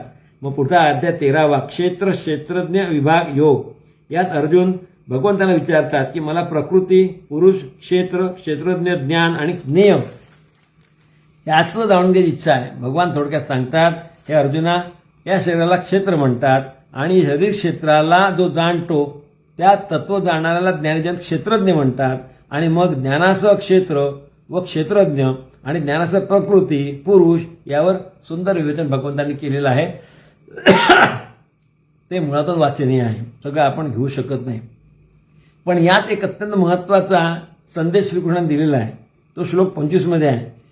भगवान काय म्हणतात की लोक ध्यानाने आपल्या काही शुद्ध चित्ताने मला जाणतात, ध्यान करून शुद्ध चित्त झालं की मला जाणतात. काही लोक ज्ञानमार्गाने आणि काही लोक निष्काम कर्माने मला पाहतात. म्हणजे तिन्ही सारखंच आहे, तुम्ही ध्यान करा, ज्ञान मिळवा किंवा निष्काम कर्म करा. परंतु अन्ये तेव मजा अंतच्छ श्रुत्वा तेभ्य उपासते तेपि चातिरंत्यमेव मृत्युश्रुती प्रायणः. परंतु काही लोक असे असतात की ज्यांना अध्यात्मज्ञान नाही, तरी दुसऱ्याकडून त्याला सुद्धा ज्ञान नाही आहे, पण दुसऱ्याकडनं तो भगवंताचं म्हणणं ऐकून घेतो, भगवंताची माहिती मिळवतो, त्याला एखादा ज्ञानी आचार्य मिळतो जो त्याला गुरु म्हणून त्याला सांगू शकतो. त्याच्याकडून जे ज्ञान मिळेल ते पवित्र मानून जो भक्ती करेल तो मला प्राप्त होतो. म्हणजे तुम्हाला याच्यात पुन्हा काय आलं, नामस्मरण आलं की तुम्ही काहीच नाही करू शकत आहे, तर तुम्ही एखादा गुरु करा, आचार्य. आता त्या काळातला आचार्य म्हणजे आजचे गुरु, तर गुरु करा, गुरुकडून तुम्ही मार्ग मिळवा आणि तुम्ही ज्ञान मिळवा आणि नामस्मरणाने तुम्ही पवित्र करून घ्या. तर हेच सगळं महत्त्वाचं आहे माऊली. इथे महत्त्व पडतं आपला नामस्मरणाचं, आणि नामस्मरण करण्याचं जितकं महत्त्व भगवद्गीतेत पटवून दिलं तितकंच महत्त्व त्यानंतर सगळ्या संतांनी देखील सांगितलं आहे माऊली. तुम्ही विचार करा, मग ते गजानन महाराज असो की स्वामी समर्थ असो, त्याच्यापूर्वीचे ज्ञानेश्वर माऊली ते बघा तुम्ही. ज्ञानेश्वर माऊली तर पूर्ण गीता मराठीमध्ये ज्ञानेश्वर लिहून काढलेली आहे. तुम्ही त्यांचा हरिपाठ कधी वाचा. हरिपाठ ही छोटी गीताच आहे. गीता वाचल्यावर कळतं की हरिपाठ म्हणजे संक्षिप्त गीताच आहे. नामस्मरणाचं महत्त्व हे हरिपाठामध्ये ज्ञानेश्वरांनी आवर्जून उल्लेख करून सांगितलेला आहे. आपण अल्पमती आहोत, आपला अध्यात्म नाही, योगशक्ती नाही, कमीत कमी आपण ते दाखवले मार्ग त्यांचा चालू शकतो ना संतांच्या मार्गाने. म्हणून जे म्हणतात, जसं आता माऊली म्हणतात, हरिमुखे मरा हरिमुखे म्हणा, दिव्याची पुण्याची गणना कोण करी. आणि पुढे तेही सांगतात असं की संताचे संगती मनोमार्ग गती आकळावा श्रीपती येणे पंते विष्णुविण जप व्यर्थाचे ज्ञान रामकृष्णी मन नाही ज्याचे हरी हरी हरी मंत्रा शिवाचा म्हणून जो वाचा तया मोक्ष. बघा माऊली, विष्णुविण जप व्यर्थाचे ज्ञान, जो जपच नाही त्याचं ज्ञानच व्यर्थ आहे. रामकृष्णी मन नाही ज्याचे, ज्याचं रामकृष्णात मन नाही तोच व्यर्थ आहे. हरी हरी हरी मंत्रा शिवाचा, नुसतं हरिनाम घ्या, तो मनाने म्हणेल तोच शुद्ध होतो. म्हणून ते असे म्हणतात की नामसंकीर्तन साधन पै सोपे रे जळतील पापे जन्मांतरचे. नामसंकीर्तन जर केलं सोपे आहे ना, काय कठीण आहे करायला. त्यांनी तुम्ही जन्मांतरचे पाप नष्ट होऊ शकतात आणि तुम्ही भगवताला प्राप्त होऊ शकता. हे जे सांगितलं भगवान कृष्ण तेच माऊलींनी सांगितलं आहे हरिपाठामध्ये, ज्ञानेश्वरीमध्ये. त्यामुळे ते आपण वाचून आणि त्याप्रमाणे आपण आपला प्रयत्न करणं महत्त्वाचं आहे. 14वा अध्याय आहे गुणत्रय विभाग योग, त्रिगुणात्मक आणि त्रिगुणमयी माया. आणि हे जे आपण आता पाहिलं ज्ञानेश माऊलीचं किंवा गजाननाथचं, याच्या आधी होऊन गेलं ना आदि शंकराचार्य, त्यांचे लक्षात घ्या ना. त्यांनी विश्वसनापूर्वीचा कालखंड आहे. ते तर म्हणतात ना की भज गोविंदम भज गोविंदम भज गोविंदम मूढ मते संप्राप्ते सहनित काले नाही नैरक्षित ढुकरून करणे. अरे व्याकरणाचा उपयोग नाही, तेव्हा तुला काळ येईल तेव्हा तुला नाव वाचेल म्हणून भज गोविंदम, गोविंदाचं भजन कर, असं त्यांनी त्यावेळी सांगून ठेवलं आहे. आणि तू केलं नाहीस तर काय आहे, तर पुनरपी जननम पुनरपी मरणम पुनरपी जठरी जननी जठरे शयनम, पुन्हा जन्म घ्यायचा आहे, पुन्हा आईच्या उदरात 9 महिने पडून राहायचं आहे. त्यामुळे पुनरपी जननम पुनरपी मरणम पुनरपी जननी जठरे शयनम हे नको असेल तर भज गोविंदम भज गोविंदम भज गोविंद मूढ मते, मूर्खा गोविंद नाव घे. आदिशंकरांनी तेच सांगितलं, ज्ञानेश्वर माऊलींनी तेच सांगितलं, आता सगळे संत तेच सांगतात. आपण त्यातनं किती घेतो हा आपला प्रश्न आहे, कारण आपण त्रिगुणाने बांधलेलो आहे. 14वा अध्यायात गुणत्रय विभाग योग म्हणजे त्रिगुणमयी माया. हा मोठा इंटरेस्टिंग अध्याय माऊली. भगवान म्हणतात ही प्रकृती सत्व रज आणि तम 3 गुणांनी बनलेली आहे. प्रकृतीचा संघ होतात, जीव या 3 गुणात बद्ध होतो. सत्वगुण जो आहे तो सर्वात निर्मळ आहे आणि हा ज्ञानाचा, आणि या सत्वगुणी माणसांना काय होतं, ज्ञानाचा विकास होतो. त्यावेळी ज्ञानी असतात परंतु ते सुखामध्ये रममाण असतात. ज्ञान आणि सुख या गोष्टी त्यांना प्रिय असतात, म्हणजे सत्वगुणातील लोकांना. उदाहरण तुम्ही बघा, तत्वज्ञानी, शास्त्रज्ञ, साहित्यिक हे ज्ञानी लोक आहेत, सत्वगुणामध्ये मोडतात. आणि जे रजोगुणी लोक आहेत ते उत्कट कामवासना आणि आसक्ती यातून रजोगुण निर्माण झालेला आहे. त्याच्यामुळे तो त्यांनी बद्ध होतो. आणि याच्यामध्ये मी तर म्हणतो 99.99% समाज हा याच्यात मोडतो रजोगुणामध्ये, कारण तो उत्कट कामवासनेने प्रेरित झालेला आहे. त्याला बायको हवी, त्याला मुलं हवे, त्याला संसार हवा. मग हे सगळं आलं की त्यात सकाम कर्म करणं आलं, कारण संसार चालवायचा म्हणजे कर्म करणं आलं. त्यात तो बद्ध होऊन जातो जीव, त्यात तो लपेटला जातो. असा हा रजोगुणी असतो. तो याच्या पलीकडे जाऊ शकत नाही. आपलं कामवासना आणि इंद्रियतृप्ती आणि संसार याच्या बाहेर तो पडू शकत नाही. आणि तमोगुण जो आहे तो अज्ञान उत्पन्न करतो. बेसावधपणा, आळस आणि झोप ही या गुणांची वैशिष्ट्य सांगितली आहेत भगवंतांनी. पण हे सांगितलं आहे की प्रयत्नपूर्वक आपण आपला गुण बदलू शकतो माऊली. म्हणजे तो रजोगुणी आहे, त्यांचं ठरवलं की नाही मला सत्वगुणात आपण, म्हणजे त्यांनी चांगलं कर्म केलं त्यात बाहेर पडला संसारातून, तो आपोआप सत्वगुणात जातो. म्हणजे रजोगुण आणि तमोगुण दाबून सत्वगुणात जाता येतं. तमोगुण आणि म्हणजे 3 गुण हे दुसऱ्या 2 गुणांत दाबून आपण त्या गुणात जाऊ शकतो, हे भगवान सांगतो. बघा तुमच्यावर ते आहे, तुमच्या कर्मावर आहे, तुमच्या बुद्धीवर आहे की तुम्हाला कुठल्या ह्याच्यात जायचं आहे, कारण ते 3 तर ठरलेलेच आहेत. त्याप्रमाणे तुम्हाला त्याच्यात संधी आहे, तुम्हाला तुमचं कर्म बदलून तुम्ही रजोगुण की सत्वगुण की तमोगुणामध्ये जायचं आहे. तुम्ही वाईट वागला तर तुम्ही तमोगुणात जाणार, संसार झाला तुम्ही रजोगुणात जाणार, आणि सगळं सोडून तुम्ही काहीतरी ज्ञान मिळवा तुम्ही सत्गुणात जाणार. तर सत्वगुणाची वृद्धी झाली. आता कोणत्या गुणात त्याचं मरण झालं तर काय होतं, असं भगवंतांना फार सुंदर सांगितलं त्यांनी की सत्वगुणात ज्याची वृद्धी झाली असता मनुष्य जर मरण पावला तर त्याला पुण्यात्मांचा निर्मल लोकात प्राप्त होतो. रजगुणाचं प्राबल्य असेल आणि त्यावेळी जर मृत्यू आला असेल तर पुन्हा सकाम कर्माने आसक्त असलेल्या, त्याच्या या जन्मात आसक्त राहिली आहे त्याची इच्छा, ते पूर्ण करण्यासाठी त्याला पुन्हा मनुष्य जन्माकडे भाग असतो. आणि तमोगुणात जो वारला मेला तो पशुयोनीत जातो. रजोगुणात वारला त्याला पुन्हा जन्म घ्यायचा आहे, त्यात तेच ते करायचं आहे. आणि जो तमोगुणात वारला तो पशु होणार, आणि जो रजोगुणात झाला तो पुन्हा आपल्या सत्वगुणात झाला त्याला चांगलं पुण्यात्मांचं राज्य मिळू शकतं. 17व्या अध्यायात तर या 3 गुणांचे आहारही सांगितले भगवंतांनी. ते वाचले तर आपण कोण आहे आपण ठरवू शकतो. 17व्या अध्यायातला म्हणजे आपला हा अध्यायातून 17 यायचं आहे. 8, 9, 10 मध्ये म्हणतात की सात्विक मनुष्यांना आयुष्य वाढवणारं, बल वाढवणारं, आरोग्य प्रदान करणारं रसयुक्त सात्विक पदार्थ, आपल्या भाषेत वरण भात, दही भात, जे सात्विक पदार्थ आहेत ते आवडणारा म्हणजे सात्विक मनुष्य असतो. राजस माणसांना कडू, आंबट, खारट, अतिउष्ण, गरम कढी पाहिजे, गरम सार पाहिजे, तिखट, मिरच्या वगैरे, कोरडे, शुष्क पदार्थ म्हणजे वेपर्स हे ज्यांना आवडतं, दाह करणाऱ्या वस्तू आवडतात, हे राजस माणसं असतात. आणि तामसी माणसांना शिळं, आंबवलेलं, पेचं, दुर्गंधयुक्त, अपवित्र अन्न आवडतं. असे अन्नाचे देखील प्रकार यांनी भगवान श्रीकृष्णांनी सांगितले. आपण ठरवा आपण कुठल्या गुणात मोडतो ते आपल्या कृतीने आणि आपल्या आहाराने. अध्याय 15 पुरुषोत्तम योग. या अध्यायात भगवंतांनी आपण सर्वव्यापी, सर्व चराचर व्याप्त, वास्तव्य करणारा, सर्व जीवांचा भरणपोषण करणारा असल्याचे अनेक दाखले दिले आहेत. मला या अध्यायाचे महत्व याच्याचे वाटतं की 8व्या श्लोकात भगवान सांगतात की या प्राकृत जगात जीवात्मा जे शरीर सोडून जातो तेव्हा तो त्या जीवाचे मन आणि इंद्रिय घेऊन जातो. ह्या अध्यायात हे खूप महत्त्वाचं आहे की तो जीवात्मा म्हणजे जो देह सोडतो तो त्या देहाचं मन आणि इंद्रिय सोबत घेऊन जातो. त्यामुळे मनावर जे संस्कार आहेत पूर्वजन्माचे ते त्याच्यासोबत राहतात. मग चांगले असो वाईट असो त्या कर्मच तो घेऊन पुढे जातो, कारण ती कर्म त्याला पुढे चालवायची आहेत. त्यामुळे त्याचं मन आणि इंद्रिय तो घेऊन जातो. त्यामुळे त्याला ते कर्म जे आहे त्याचं जुनं संस्कार ते पूर्ण करायला नवीन जन्म त्याला मिळतो. आणि या विश्वात नाशवंत आणि अविनाशी असे 2 पुरुष आहेत.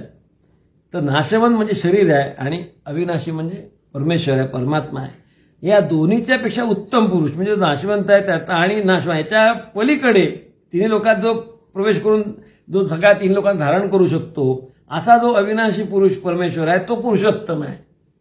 म्हणजे याच्या पलीकडे नाशवंत आणि अविनाशीच्या पलीकडचा जो आहे जो तिन्ही गुणांना धारण करतो आणि सगळीकडे व्याप्त सगळ्यांना करून आहे तो आहे, त्याला म्हणतात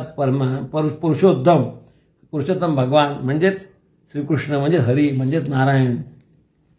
अध्याय 16 बघूया.